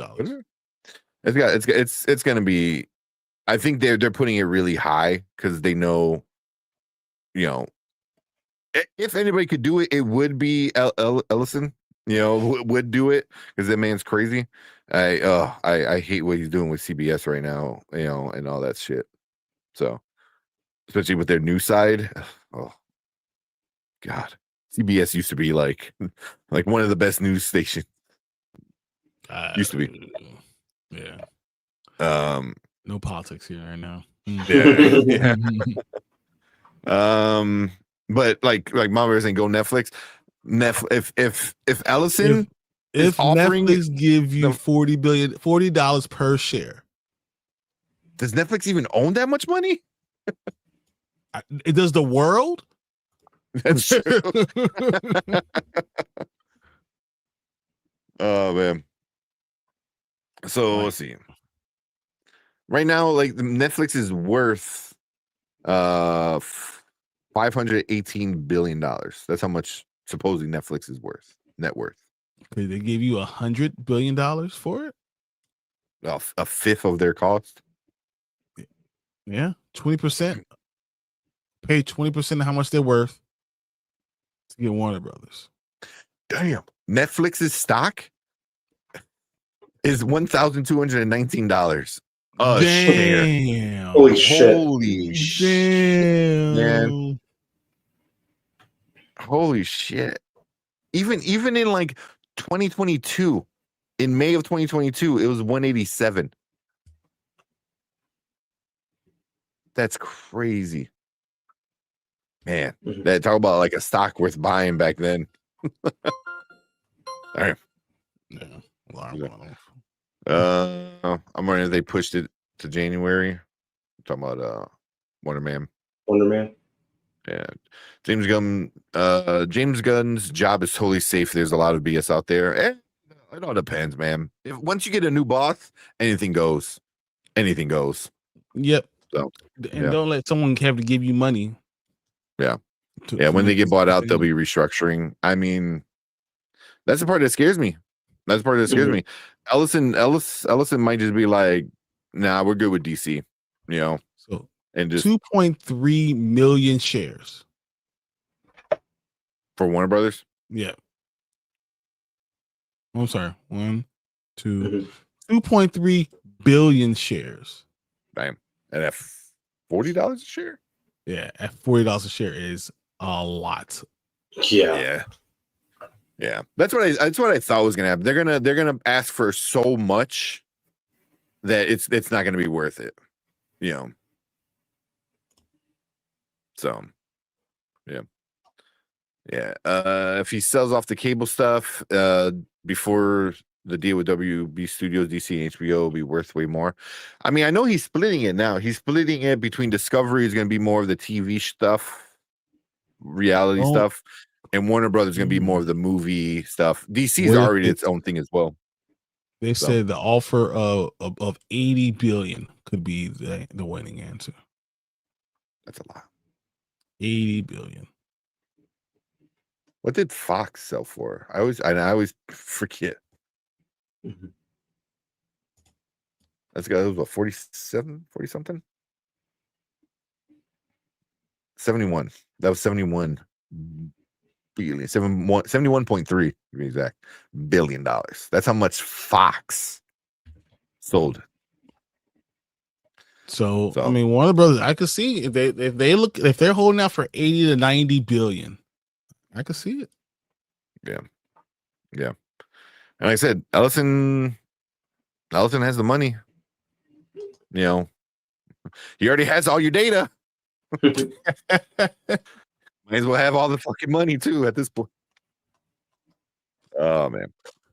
Yeah. When he bought out, be restructuring. But yeah, he pops friends with Orange, CBS cooked. Yeah. Well, that's right. They bought out. They're doing a cash offer, right, to Warner Brothers. I think they said. Yeah, which is cash. Yeah. Now look at Paramount. Dude, I have $75 billion in my pocket. You can have 73 in his pocket. Paramount sold for $8 billion to Skydance. Also, Paramount is much smaller. Mm-hmm. What does Paramount even own? I know CBS is the big one. I know Nickelodeon was a big one, but like obviously a lot of these people don't care about animation studios. Mm-hmm. What's Paramount's top IPs? What do you guys think? Paramount.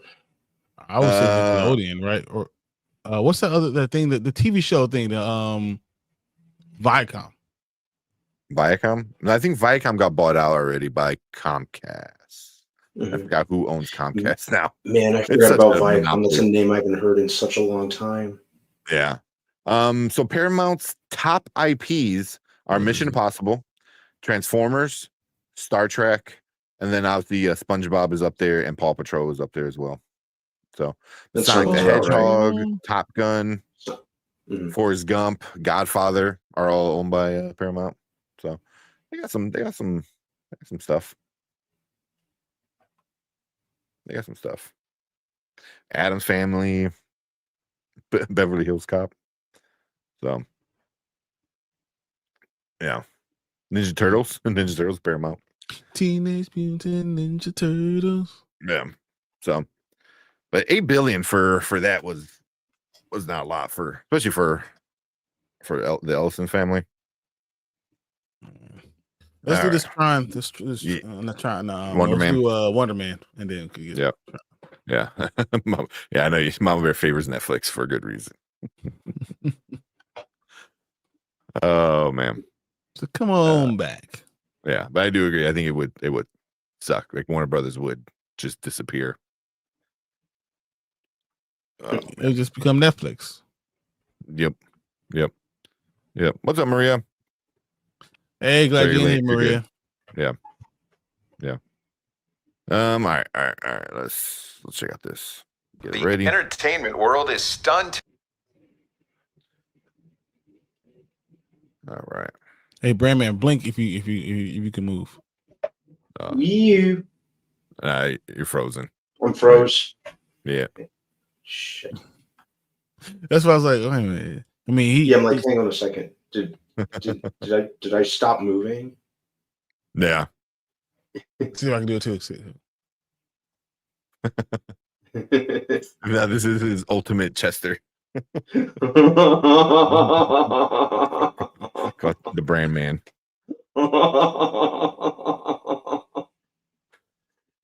At least you're not making a weird face or anything. I always want to do that, just to be in the middle of a conversation. Go, right. Like I know you had like froze once with a bad like stuck like that. And I know I'd done it a bunch of times. But yeah. Hang on. Yeah. I need to. I can close out and try to log back in. All right. Good. Do that real quick. But man, I've been going to the Goodwill. Didn't really find anything too much for me personally. I found stuff to sell. I did find like a stack of just comics, like just a stack of them. At a Goodwill. So I'm just sitting there going through everything. I think I wind up buying like 10. They had the whole Magneto limited 6-issue series. Yeah, they had all of them. Bought all 6. They had a bunch of Wolverine and the X-Men. Whatever. They had like the first 5 issues of Wolverine Origins 2, which I didn't even know there was Origins 2. So I'm kind of curious to see what that is. Yeah, and a few other like just random things, but it was just a weird. There's a lot of Walking Dead. I was like, who the hell it's turned into this? Walking Dead is still worth money, man. So. Yeah. There's certain issue. I looked up like what were the more popular. I'm gonna bring them down. Wait. What were the more popular ones that like hold value? And they're nothing. But hey, since we wait, let's look at this Teenage Mutant Ninja Turtle thing. Okay. Oh, hey, we'll just play it. We won't even make it a. Yeah. I don't have to do it. It's a holiday. It's super short anyway. They're getting Splinter. I made him this mug. The entertainment world is stunned today when international whoa. celebrating playing at the same time. Just ask ChatGPT. All right, hold on. Yeah, 2 things playing at the same time. That's what it was. Yeah, I was like, how is that even possible? It's the holidays. does anyone? All right. Because it was like weird. It's the holiday. All right, let's Hey, go. does anyone know what they're getting Splinter? I made him this mug. Oh my God! Maybe don't give him that. Hey, here. I'll just ask ChatGPT. What does a rat dad want? Laser hair removal. Yeah, good one, ChatGPT. All right, don't blame AI. It's only as good as its prompts. Wait, guys, what is that? Uh-oh, Chrome Dome is attacking the city on Tubular. I love destruction. Watch out, Baz. Radical reptile. Is that supposed to be us? And Mark. Does my head look like a raisin meat Mark. guy? How do you have so many fingers? Speak for yourself. I look awesome. What? They stole my move. Toy does not live. We're all about bashing baddies and eating cheeseburgers. Authentic Imitations Toy Company, Newark, New Jersey. This can't be a coincidence, right? If someone is making money off this, it should be us. I can't believe I'm about to say this, but we're going to Jersey. Chrome Alone. Oh, that's funny. It's cool that Donnie no longer sounds like he's 6. he was probably 6 and then kind of hit a Voice growth spurt change. in the last couple of years. Yeah. What were they called? The radical reptiles? His face. Nardo. Nardo, Raph, and what was the other one? Donnie and Mark. Danny and Mark. Danny, Mark. Mark. And his face is off. That's funny. That's hilarious. I'm trying to see if like they had the name of it. That's funny. I'm down. I like the first one. I like the first one. The first one was fun. I didn't. So yeah, no, he hated it. Tubular Tortoise Karate Warrior. Tubular Tortoise Karate Warriors. Okay. That's funny. That's funny. Now the question is, if they actually sell those toys, do I buy them? Or I'll just buy Mark. That's funny. Exclusive filmmaker Von Kovac sprung out of retirement. All right, let's check out this Wonder Man. All right, let's go. All right, what is up? Welcome to the Spoiler Kings. We have another trailer reaction for you guys. We're checking out this new Marvel Studios Wonder Man that's going to be coming on Disney Plus later this year. Let's check it out. Let's see what it's about, and then let's see if we don't, poke our eyes out by the end of it. Oh, it's happening. Yeah. All right, let's go. The entertainment world is stunned today when internationally celebrated and reclusive filmmaker Von Kovac sprung out of retirement to sign on for his first franchise film and remake of Wonder Man. Mr. Von Kovac, thank you so much for joining us. Yeah, thank you for that. And I know your question is, why one more superhero film? Yeah? Everyone is tired of superheroes. Why go see them in the cinema? Wonder Man spoke to me on a deep level.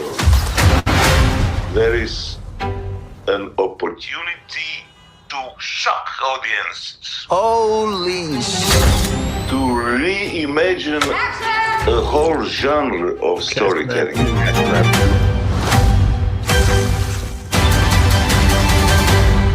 Have you given any thought about casting?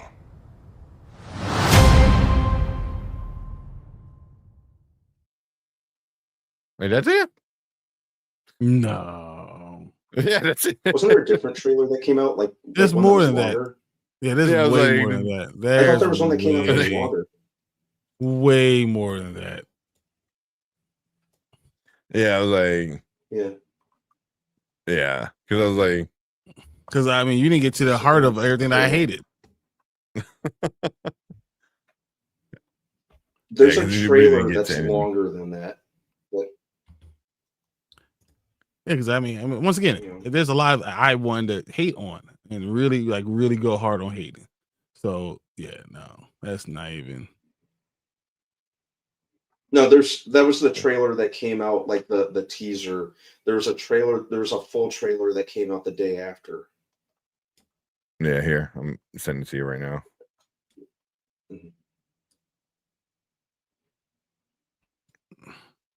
Yeah, because the other one's like 2 minutes. This was only like 2 minutes and 30 22 seconds. seconds. This is an hour or a minute, maybe. Oh, an hour. I was like, oh. Yeah, no, a minute. I saw one. Yeah.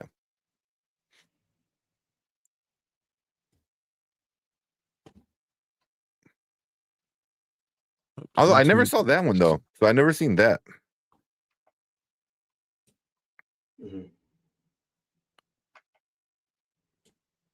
Oh man, the whole computer just froze. Uh-oh. All the screens are black. Oh shit. Are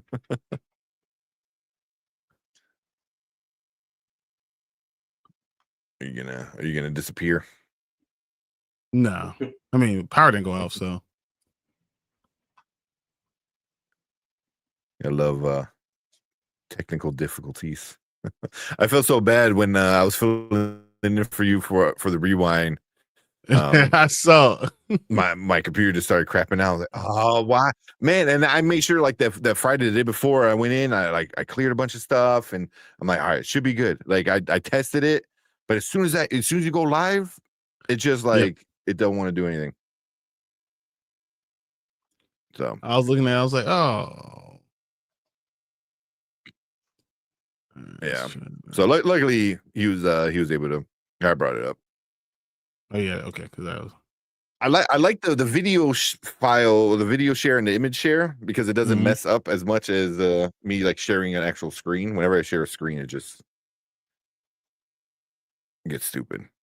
The entertainment world is stunned today when internationally celebrated and reclusive filmmaker Von Kovac sprung out of retirement to sign on for a remake of Wonder Man. Mr. Von Kovac, could you tell us more? Everyone is tired of superheroes. There is an opportunity to reimagine a whole genre of storytelling. Have you thought about casting? So, what's this big audition you were talking about? It's a huge opportunity. I'm auditioning for Wonder Man. Did you hear about Wonder Man? I need to be in this movie. Sorry, you crazy. I was born to play this character. Are you serious? Boo, they are already talking to Leo.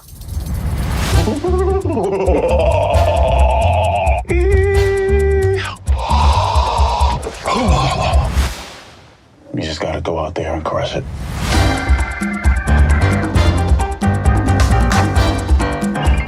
What's wrong? I'm trying to come up with a backstory for the character. Well, trust the words. Just show up and say them. That's not my process.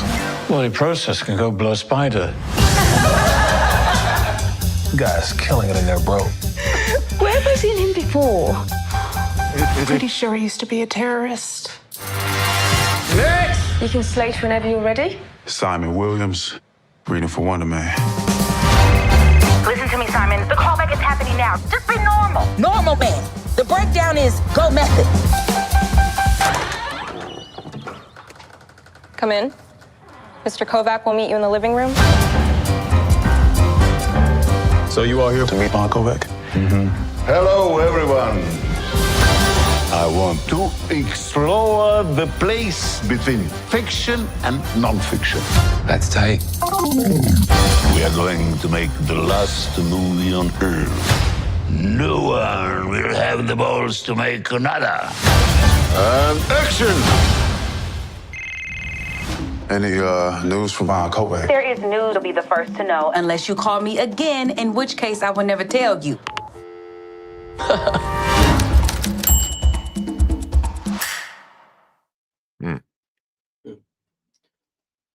Okay. I'm trying to get a handle on what they're going for with this show. And I like when trailers don't really show you the entire thing, but I'm just trying to get a handle on the tone. Is this even going to be a superhero show, or are they going super meta and it's not going to be a superhero show? It kind of gave me Birdman vibes. Yeah. Yeah, I'm not sure what they're going for. I don't think anybody else in book saying not even sure was be fun. I like the actors, so I mean it's good acting. Makes no sense. Mom Bear saying starting off, this isn't the 616. In the beginning, he will come across a machine shown in the She-Hulk and find himself in the 616. Okay. Interesting, but he's not a superhero. He's just a dude. Yeah.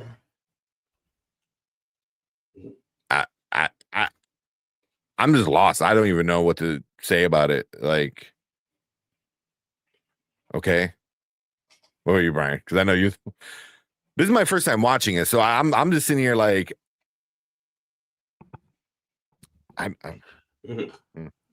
There's so many things I didn't like about this.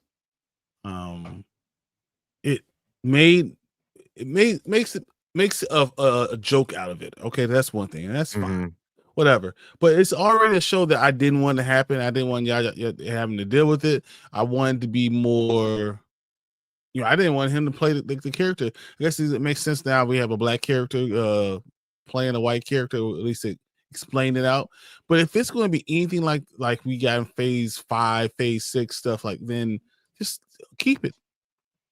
Put it in the vault and never let it see the light of day. Let's just stop talking about it right now. Today, let's stop talking about Wonder Man. Never show it to me, and I won't care about it anymore.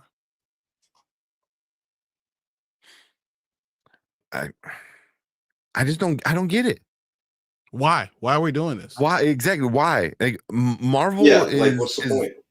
Marvel's a comic book movie studio. They tell Marvel comic book stories. They put it on screen. They change some things. That's fine. Whatever, you can like it or dislike it. At the very least, they're the comic book characters. This isn't a comic book character. This is like it's the name of a comic book character, but it's not have anything to do with the actual character. Like, is it just Marvel wanting to do this? I don't get what's the point. Like, what's the point? Because I'm like, okay, are we ever gonna get Wonder Man?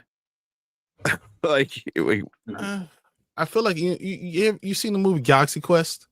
Yeah, of course. Like they're actors playing, and then eventually they become the guys that they're playing. I feel like this is what we're gonna get. That's exactly what we're gonna get in this Wonder Man, and there's no need to do this. Why are we doing this? You're already lost. Like what? We're wasting Yaya. Like what? Why are we doing this? Yeah, I mean, Yaya said he didn't want to be another superhero, so he's right. He's not. He's not. Congratulations. Yeah. I mean, at least we're getting all the episodes released at once. Is from what I understand. We don't have to wait week to week to be fully disappointed. Is it 4 episodes or 6 episodes? I think it's at somewhere like at the end, right? Was it 8? Did it say 8 at the end? At the end of the trailer, it said 8 episodes. Yeah. 8 episodes. It's no need to be happening. That's what it needs. We should stop talking about it right now. We should pretend like it never happened and hope that Marvel will just decide to put it back in the vault and then never see the light of day. I don't get it. That's my thing. It's just like, what is this going to do to the MCU? What is this going to do for the MCU? It's going to make fun of it some more, and to the point where people are just saying, yeah, it's dead. It's literally going to do his job. It's going to make fun of it, and then we're going to be watching it. It's going to become something that you don't take seriously, and Wonder Man looks worse than Meteor Man, which I love. I love Meteor Man. But is he a superhero? Is Blank Man superhero? Is Wonder Man superhero? That's where we are. This is Blank Man without the comedy. I don't need this. See, but it is set in the 616 because Ben Kingsley was like, did you catch that he said Ben Kingsley is Leo? I don't think that's what that meant, because they show like he was a terrorist and they show Iron Man 3. Yeah. Was it Iron Man 3? Yeah. 2? It Yeah, was 3. all three. Yeah. The 'Cause, worst yeah, the one. Mandalorian. Yeah, the worst. I mean, it got progressively worse. So it is sad because they showed like him as, I think they just said like, oh, they're talking to Leo. I think they meant like Leonardo DiCaprio, like the real one.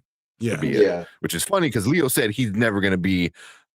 He's super against comic book movie. So that's why I thought that was kind of funny because Leo's like, his advice to new actors is like, don't go work for Marvel or DC. Don't be a superhero. So then it has to be set, right? Because they know this guy used to be a terrorist in Iron Man 3. Mm-hmm. You're thinking too much into it. I'm this lost. is awful. I'm lost. I don't know. See what you guys are saying. See where we at. So at Books, Gears and Purse said, not even sure what this is, but it seems fun and I like the actors, so I'll give it a peek. Okay. Maria said this makes no sense. I'm only excited for X-Men 97 season 2. Vision Quest might be good. Need a trailer. Vision Quest I'm kind of excited about. So X-Men is supposed to be coming out June, late May, June next year. Yeah. And then Vision Quest we're talking about July. Yeah, they said someone specified time in summer for X-Men, and I forgot what they said for. Oh, here it says Vision late Quest. 2026. Okay. So I don't know what they said, but yeah, but I know they said summer for X-Men, right? Yep. Mm-hmm. Right. Okay. Yeah, but either way, I'm excited about those two for sure. Like I said, it's a goofy ass trailer that I will not see. I will not be seeing the series.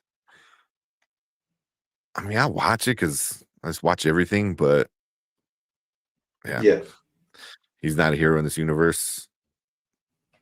Yeah, but no, something has to happen for him to get powers because he's not going. This is because the Mandarin's there. It's this universe. Mm-hmm.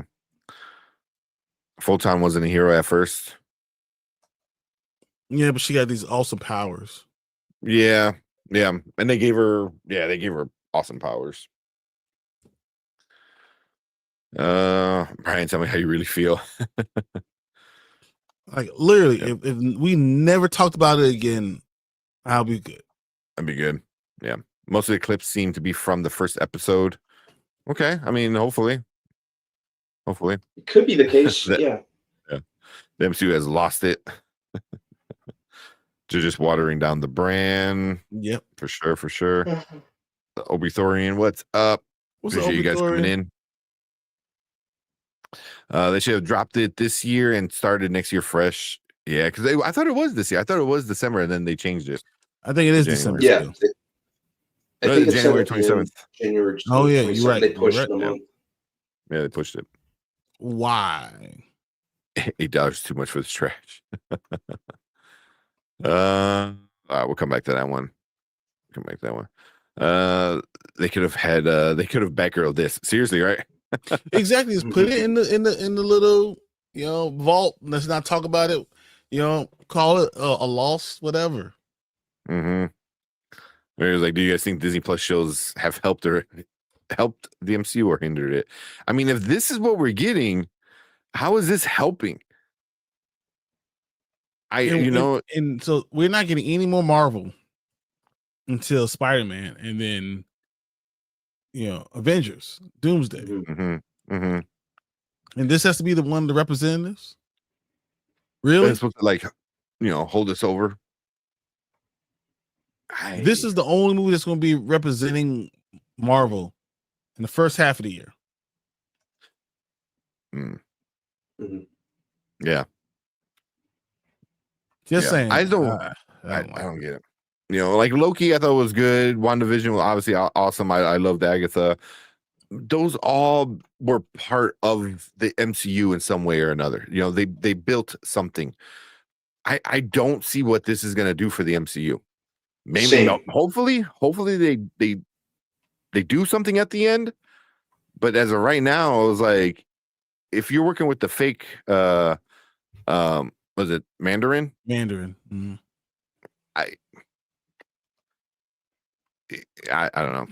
I don't like this, man. I don't understand. Whatever. It's just confusing. I just don't get it. Yeah, I'm just kind of like, why does this exist? Yeah. Talk about disappointment. Disappointment. Yeah. Oh my God. All right, but I think we should move on before we start thinking about it too much and it starts to hurt our brains even more. Exactly. It's so stupid. Yeah, exactly.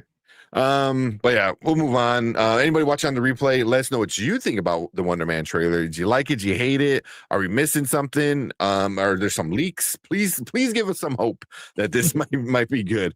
But we appreciate you guys hanging out with us with this trailer reaction. Hit that like button, hit that subscribe button, and come and join us because we're probably going to talk about this and break it down, in January. But we do other fun stuff, talk about other DC, Marvel, other fun nerdy stuff as well. But we appreciate everyone in our live chat. We want you guys to stick around because we're going to move on to our next comment or our next topic for the night. All right. Yeah. Oh man, do you think it's unfortunate that we could have had so many better shows, but instead kind of not chosen the right content? Yeah. I mean, the Disney Plus started off with like WandaVision, and you're like, oh shit, this is amazing. There's issues with was it Falcon Winter Soldier? That because of COVID and stuff like that. But I still like Falcon and Winter Soldier. I like that a lot. Yeah, I thought Falcon and Winter Soldier worked overall. I think the worst that I could say about it is the villain wasn't good. The villain wasn't good. They tried to make, I think they tried to make her a sympathetic villain at times, and I'm like, I don't feel sorry for this little girl. Mm-hmm. But overall, I thought it worked. You know, and the one I would say is bad is Secret Invasion. Secret Invasion had the potential to be amazing, and it sucks that it wasn't. It just they just kind of went wrong in every sense. It's a shame because it could have been really cool. It could have been great. And they decided to erase all the characters that were in Secret Invasion. In Secret Invasion. Oh yeah, they were never actually there. What?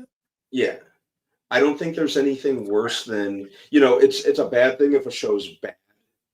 But obviously, I know that sounded redundant, but it's even worse when a show doesn't make the most of its premise and reach its full potential. And that's where that show went wrong. It didn't make the most of its premise. Secret Invasion could have been amazing, and the show format was a good route. Justice for Hill, 100%. Absolutely, 100%. But they didn't do enough with it. Yeah, they didn't do as much as they really should have with it. It should have been bigger than Nick Fury. There should have been more characters. Don't make the Super Skrull the lamest character in the MCU. The lamest Super Skrull's supposed to be a badass. Yeah, you made her the so lame. Oh, yeah, and Agent Hill dying for no reason. You just decided to shoot her one day. It's like whatever. Yeah, especially the actress wants to stay in the MCU. She's like, I like this character. Let's do more with her, and you did. It was like, what? Not a plot device. Just because. Yeah. Gotcha. All right, but yeah, there's a lot more misses than I think hits on Disney Plus. But you want to finish off with Tron, or you guys want to call it a night? I know it's getting late. It's up to you guys. Yeah. Whatever you guys want to do, I'll do Tron. Yeah. Keep it short. Yeah. I don't got much to say about it anyway. Yeah, I don't have terribly much. Yeah. I'm interested to see what you guys thought about it. Yeah. All right. So if anybody who hasn't watched Tron, we're gonna get into spoilers, just so y'all know. But let's review this movie. All right, what is up? My name is Tank Kramer with Brandman Brandon, Brian the Grizzly, and we're gonna review Tron Ares, the movie that came out this weekend. This is the third movie in the Tron franchise. Is it going to be as good? We'll let you know. We'll give you our likes, give you our dislikes, and we'll give you our ratings at the end. And if you're in our live chat right now, we want you guys to let us know what you guys think about Tron. So make sure you leave your ratings in there as well. And if you're watching on the replay, we appreciate all you guys. Make sure you guys hit that like button, hit that subscribe button, and leave a comment. Let us know what you think about Tron. But we'll start off with Brian with giving us a synopsis of this movie. All right. Mankind encounters AI beings for the first time when a highly sophisticated program, Ares, leaves the digital world for a dangerous mission in the real world. Pretty much. Yeah, so we're gonna get into spoilers and all that stuff. So just so you guys know, spoiler warning. Brandman, what are your likes about Tron? I think right out of the woodwork, visually, it was a lot of fun, especially in IMAX 3D. That's how I saw it. Nice. A lot of fun to watch in IMAX 3D. I thought the soundtrack was great. Trent Reznor did his thing, music wise, and I know the verdict's very out on Jared Leto. I'm personally pretty indifferent to him, but I thought that he worked in this. I thought he was fine. It wasn't any performance that necessarily blew me away, but I thought he was fine in it. I thought that the actors did what they could. Was it Jodie Turner Smith? Is that her name? Yeah, she played Athena. Good. Jodie Turner Smith. Yeah, I think she really elevated it. Evan Peters is pretty good in anything he shows up in. I thought all around the board the acting was fine, but where this movie really, really shined was visually. I think I still prefer Tron Legacy from a visual standpoint. I just kind of like the aesthetic and the whole just color palette, like the blues and blacks they went for with that worked a little more for me. But it was eye candy. It was visual. That's where the movie really shines. Yeah. Okay. What about you, Brian? Some of your likes. It wasn't hard to follow. Yeah. The storyline was as simplistic as you can get. Very straightforward. It wasn't too long. It looked amazing, but it just didn't take a long time to get there, and no one's gonna say overcomplicated their thoughts. That's my goods. And it ended. And it ended. Yeah. Oh God, that ending. Let's talk about that. Yeah. So my likes, the visuals, amazing. It looks so cool seeing all that stuff in the real world. It looked like it was there. Like visually amazing. Soundtrack was probably the best soundtrack of the year so far. I don't see anything coming forward. Yeah, I don't see anything. Oh, Sinners. Yeah. I'll take Sinners is up there. Yeah, I take that back. I forgot about Sinners. Sinners is the best. This is definitely second best. But it fit the vibe of the looks, of this very techno kind of vibe, with the Nine Inch Nails kind of soundtrack with Trent Reznor. So yeah, it fitted very well. But yeah, a really awesome soundtrack. Cinematography was great. The way it was shot, some of the scenes on the bikes and stuff like that. The visual cinematography was really, really good. Really, really good. I am not a Jared Leto fan at all, but he's not the worst part of the movie. I was really expecting for him to be the worst part of the movie, and he really wasn't. So yeah. So I mean, and that for me, that's You're a plus. like Jared He's Leto wasn't the worst thing.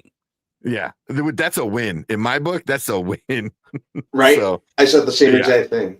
Yeah, if he's not the worst thing in the movie, that's a win in his book. But we'll get more into him with our dislikes for sure. Okay. What about your dislikes? Well, you had any issues with the movie, Brandon? Well, it suffered from a similar problem that Tron Legacy had. The story was just so simplistic and almost non-existent. I think Tron Legacy kind of suffered from a similar problem, but this was even this plot was even more flat and generic than Legacies, I thought. It was so flat, in fact, that I was more I had completely forgot about the story. I was just more engaged with the visuals. Also, speaking of Legacy, I think this Ares was such a nothing of a character compared to like the likes of Sam Flynn, who wasn't a terribly Sam wasn't like the best character. It's a character that you had seen many times, but I liked watching him a lot more than I did Ares. I think this did a big disservice to the character of Sam with them just saying, "Oh, he stepped down from NCOM." Like, I'm sitting there, and they do that shit right out of the woodwork, dude. I'm like, yeah, why would Sam, after his whole character arc and legacy, just step down from NCOM? He would just say, "Screw it." After it was established he was going to be carrying on his father's legacy, there was really no reason this movie couldn't have followed legacy more and just continued with Sam and Cora. They, that was right for picking with legacy. They really could have just pressed forward with that if they wanted to. What else? Yeah, I think those were my big hangups. Yeah. Okay. I mean, also, wait, real quick, so it was supposed to be Tron Salvation was supposed to be the follow-up to Tron Legacy.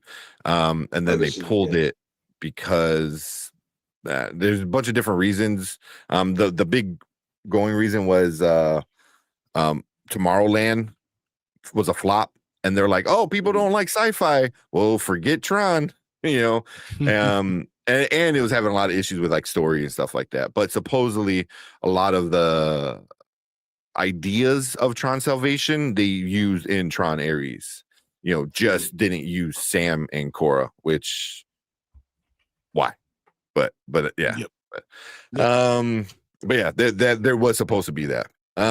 But Brian, what about you? What are your dislikes?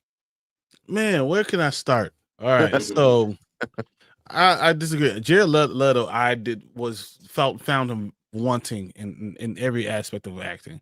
I really didn't enjoy him. I thought the storyline literally could have been written by an 8-year-old. When I say straightforward as hell. Like, why are we even doing this? Like, I was so disappointed, and I was taken out. But Jared Leto, the character, I was taken out. I mean, multiple times in this movie. I feel like people just didn't get it, and it was made by people that don't care. So, yeah, it felt like soulless. At the end of the day, my bad is that it felt soulless. That's a good way to put it. So like I said, Jared Leto wasn't the worst part of the movie, but that's only because there were other things that were so bad. Like I thought the plot was just so bland and boring. I didn't really care for there was Jodie Turner-Smith I thought did okay, and Evan Peters I thought did okay. Everyone else I felt like phoned it in, like really like just phoned it in. It was like they were just there to get a paycheck, And then you had Jared Leto, who like you're like, hey, play this robot AI character who doesn't know how to be human, but he really wants to be human. Who does that sound like? Sounds like fucking Jared Leto. So it was like he was literally made to play this role, and the ending. It was like when he's like writing the letter, I was like, oh my god, this is how Jared Leto would actually write a letter. It's like, so it's like, oh my god.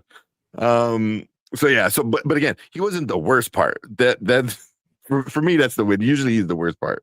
But to have Cameron was that Monaghan in for like 2 seconds, I was like yeah. I was like, oh cool, and then he was nothing. I was like, oh okay. I was like, what? It was like that was. Don't pay attention to this character. He's not really that important. I know it seems like he's important, but it's not really that important. Yeah, like you get to see his face. You're like, oh, he's a famous actor. I know him. He must be important. You never see him again. Yeah. This movie was supposed to call that a cameo. Yeah. I mean, he cries for a second and then dies. Oh man. But it doesn't if it completely glosses over everything that happened in the second Tron Legacy. It was like in Legacy it was like oh, we're looking for this key, we're looking for the was it permanence code. But I was like, didn't you figure that shit out in the last movie? Like, oh, we need to find things to stay here forever. You figured that out in the last movie, right? With Cora, it's like, no, but it was lost. You didn't find out. You can understand it was lost somehow, and they kind of hint at the end, at the very, very end, where you see the picture of Sam and Cora, and then there's another picture of just Cora, and it looks like she's like balding, losing some hair. So I initially thought, I'm like, oh shit, she has like some illness, which I'm like, wait a minute. Didn't Flynn tell her you're going to be the answer to religion, to illnesses, to politics? You're going to be the key to everything. And then the next time we see her in a movie, like, is a picture where it looks like she's dying. So it's like, okay, I guess, Yeah, she. Looked, I thought it was just. I thought it was just me who kind of caught that because it looked like she was She looked sickly. Yeah, like she had like no hair, like most of the top of her head. Like she had some hair on the crown, but that was it. So or like her hair was thinning. So that made no sense. And then also, so when Flynn shows up in this movie, it made zero sense because the whole time I'm like, why is he here? And he goes, oh, I'm here because you're here. I was like, cool. What does that mean? A true story, bro. True story. Yeah. It's like you're dead. Like you sacrificed yourself to kill Clue in the last one, and now but there's a backup, or it's kind of a backup, but not really. And the whole time I'm thinking, like, why wasn't this Eve's sister? Why wasn't it Eve's sister? It would have made so much more sense if it was Eve's sister. In the beginning of the movie, she goes, yeah, but I'm always around. It would have made more sense if she was protecting the code. She found it. She's going to protect it. When he goes in there, he sees Eve's sister having this conversation, have the memories that he saw of Eve. But you do the nostalgia shit, and as much as I love Jeff Bridges, it didn't make any sense why he was in it. So this whole movie was just like, yeah, you know what? Like you said. Good. Yeah, I'm happy you mentioned that. Like, I'm like, he imploded in Legacy. Yeah. Like, what is he doing? Why? And it didn't even seem like there was a really good explanation for that. Somebody said it to the trash can. They took him to a new world to try again. I don't know. And then my last. Go ahead. Why a Tron movie with no Tron? Like his name's in the title. Exactly. Is he still like floating in that ocean that he landed in Legacy or what? Yeah, it's just because I think I left a comment. If anybody wants to go check out a positive review for Tron Ares, go check out Zack Attack's Zack Attack's reviews. He enjoyed the movie. And I told him, like, there's no Tron in a Tron movie. And I think he responded, he was like, yeah, but there really wasn't a lot of Tron in the other movies. I was like, excuse me? In the original Tron, he's the main character. And in Tron Legacy, he's like the badass going around killing people. You didn't know it at the time. You figured it out at the end. So it was like Tron was there the whole time. He was just brainwashed, kind of thing, because Clue brainwashed him until the end. It kept getting to that point where you're thinking he's going to come, and this never did. He's going to save the day. He's going to help them. He was going to help Ares somehow. Didn't show up. And then the one person that shows up made no sense why he showed up. So yeah, man, this one was such a pretty picture, that sounds amazing. And that was it. So. Yep. All right.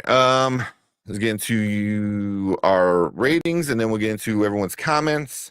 So let's finish things off with our ratings. Now, later, never. Now means you go run and watch it right now before it gets spoiled. Later means you wait till it's at home, and never means just skip it. Brandman, what are you giving Tron Ares? I think I have to say a later. I had a fun time. I definitely had a fun time. But I think if you're not seeing this movie on a big screen, preferably in 3D too, there's really no point. I think you'll get the full experience. It's just a visual blast. But you have to see it a very specific way. Otherwise, if you're not willing to spring for the IMAX 3D, you can just wait until it's on Disney Plus or something. The storyline's really nothing to. It's nothing we haven't seen, and nothing that we haven't seen done a lot better. Legacy was the superior movie. This one was passable, but it's not really anything that you need to rush out for. So, if I had to between all three, I'd give it a later. It's entertaining enough. Nothing you need to rush. Okay. What about you, Brian? What you giving it?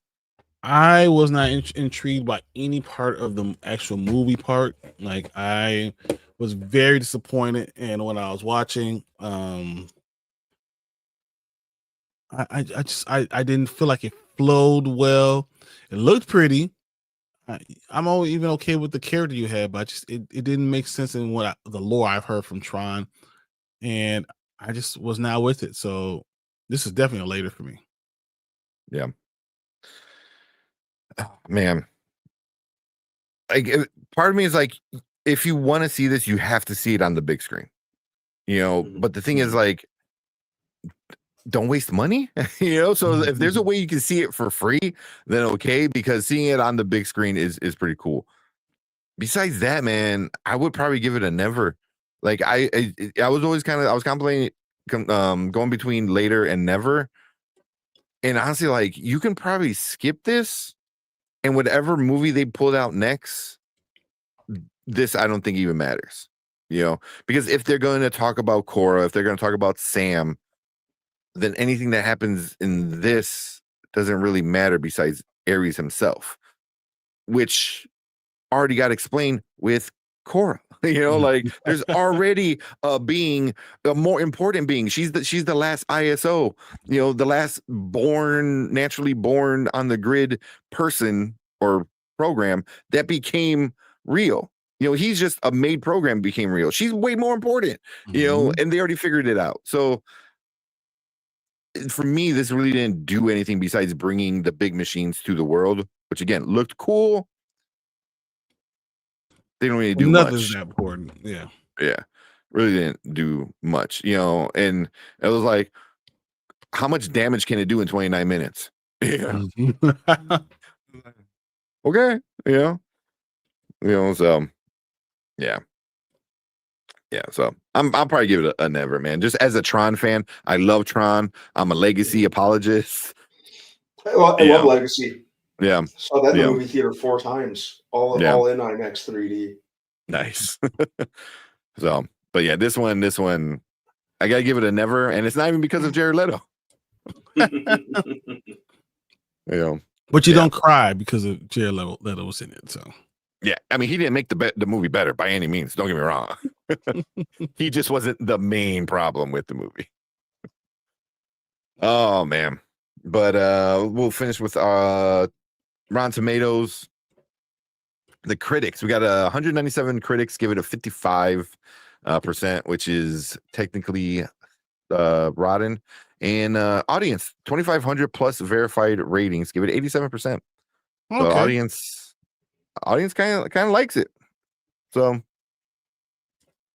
yeah, and I've been seeing people saying they enjoy it. Yeah, but we'll deal with you later. Exactly. But yeah, that's it for our Tron Ares review. We're gonna get into everyone's comments, so you guys stick around. We're gonna get to the live comments, and like I said in the beginning of the video, if you're watching on the replay, hit that like button, hit that subscribe button, leave a comment, let us know what you think about this movie. But we appreciate all you guys coming in, hanging out with us. Thank you guys so much. And if you are live, stick around because we're gonna move on to your comments right now.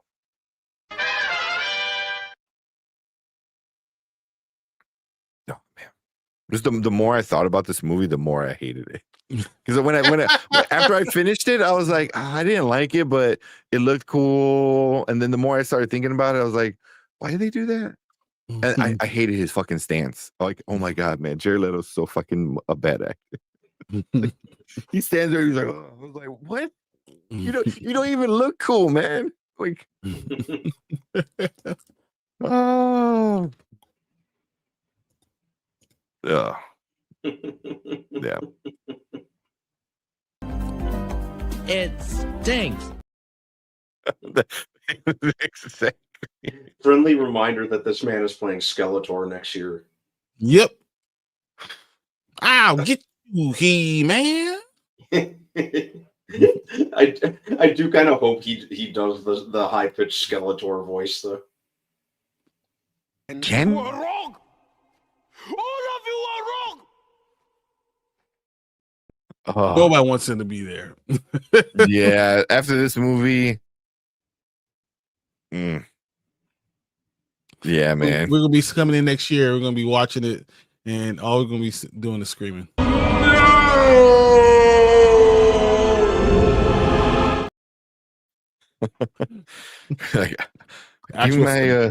Give my old 80s Skeletor. Oh man. Finish things off with the night. We'll go through the comments real quick, see what you guys are saying about it. Lauren saying Tron Ares was the worst of the three. Agreed. Pretty with no substance, and barely any Tron. There was no Tron. Agree. Yeah, there was no Tron at all. Yeah, what was up with that? Yeah, Tron, because Tron is a person or a program. Yeah. The grid is where Tron lives. But yeah. Like, why are you disrespecting the title character? Yeah. Well, this was supposed to be a reboot. It was supposed to be a reboot of the whole Tron legacy or the whole Tron franchise, and they're gonna restart it. But I was like, why? Like, you know what it felt like? You ever seen Born Legacy? Yeah. And it had nothing to do with anything. You're like, why did we make this? Yep. Felt that way. Yeah, agreed. Let's see.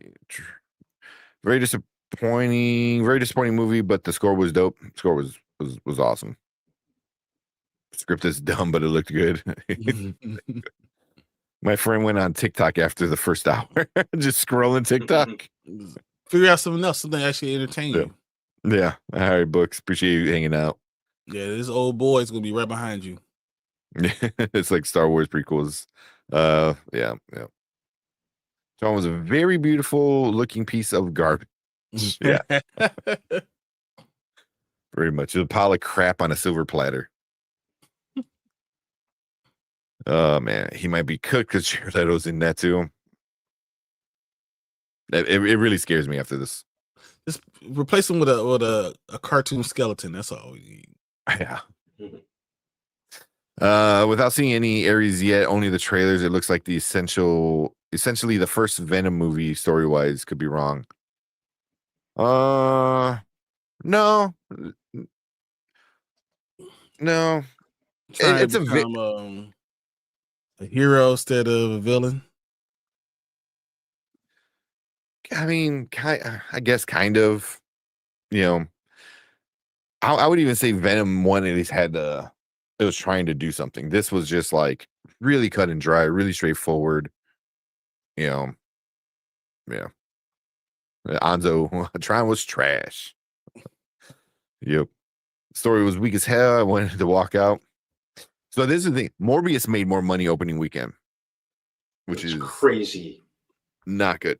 This was better than Morbius, though.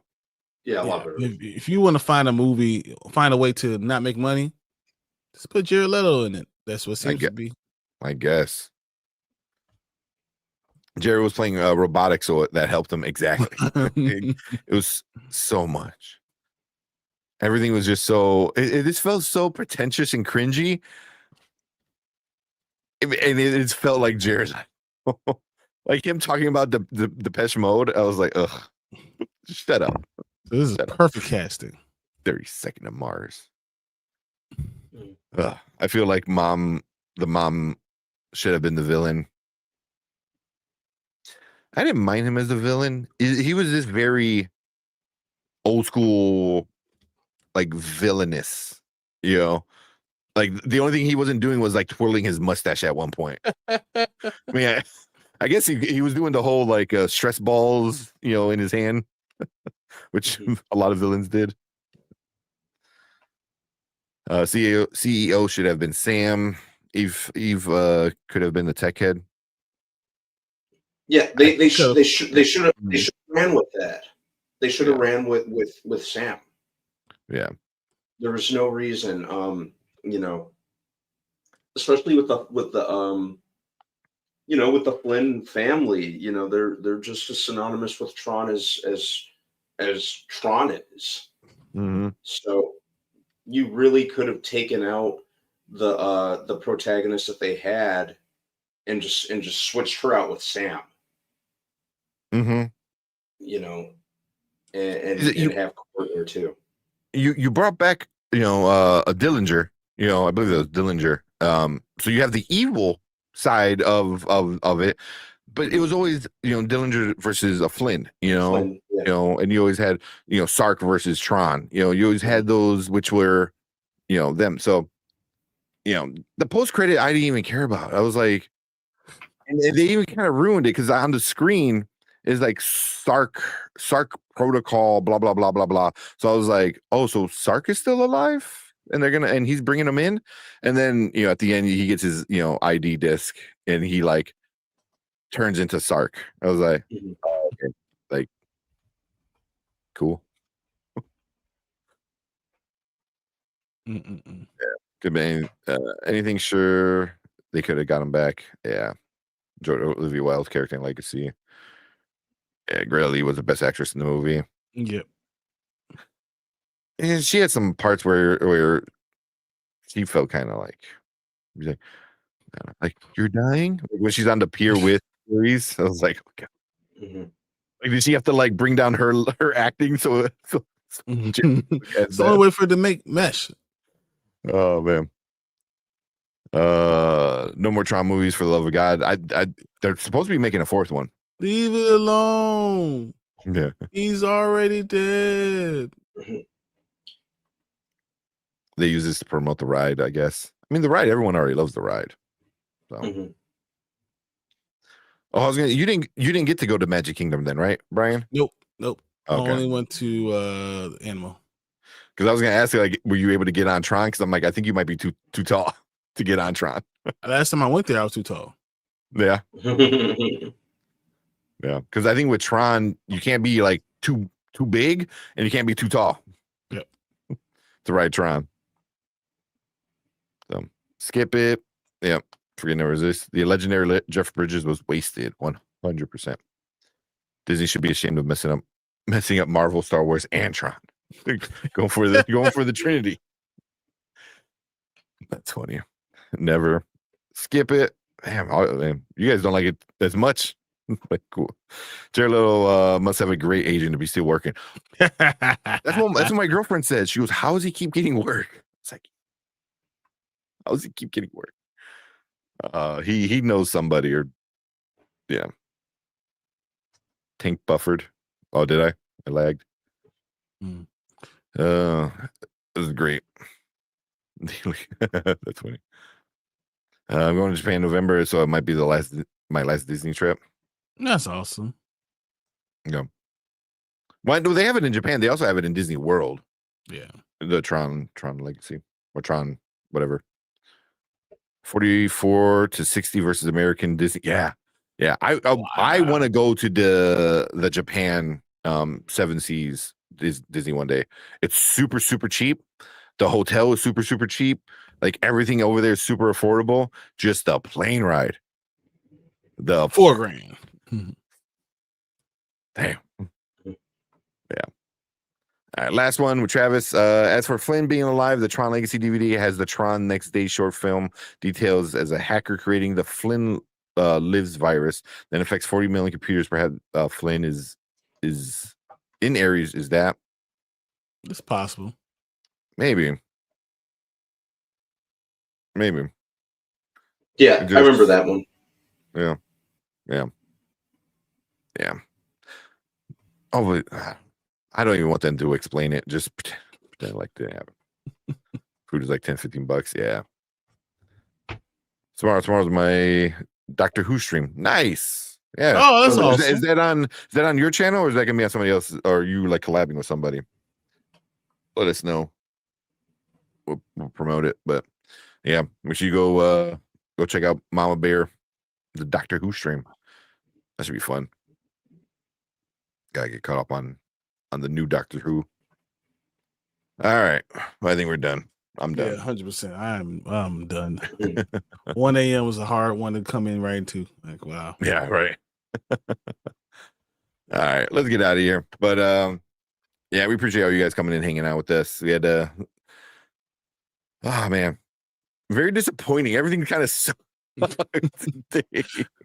Like, this is all we did today. We started off high with Lestat, and then it was just all downhill from there. All of us were saying it stinks. It was us all day. Yeah. Because we went from Wonder Man, which bad. Oh my god. Yeah. But so Mama Bear says she's doing a collab. I have a link tomorrow morning. There you go. Okay. We'll share it to community. Post it in our community tab. Put it out there for everyone to see. But cool. Let's get out of here. We appreciate all you guys. We'll see you guys on Thursday. I don't even know what we're talking about. Everything's done. We'll find something, trust me. We'll talk something. We still got to see Smashing Machine, Good Boy. So we'll see that. DCKO. Talk about that. Yeah. Talk about Catwoman coming in. Catwoman. Yep. That's a good one. But yeah. That's good. Hopefully movies get better. Chainsaw Man is the next thing I want to see. Yeah, that looks good. That's good. But cool. Let's get out of here. Have a good week, everyone. Appreciate all you guys coming in, hanging out with us. Deuce with the super chat as always, and everyone else. You guys are all awesome. But everyone have a good night, have a good weekend, and we will see you guys Thursday. Later. Peace. See you guys. Don't forget to like and subscribe. We're out here.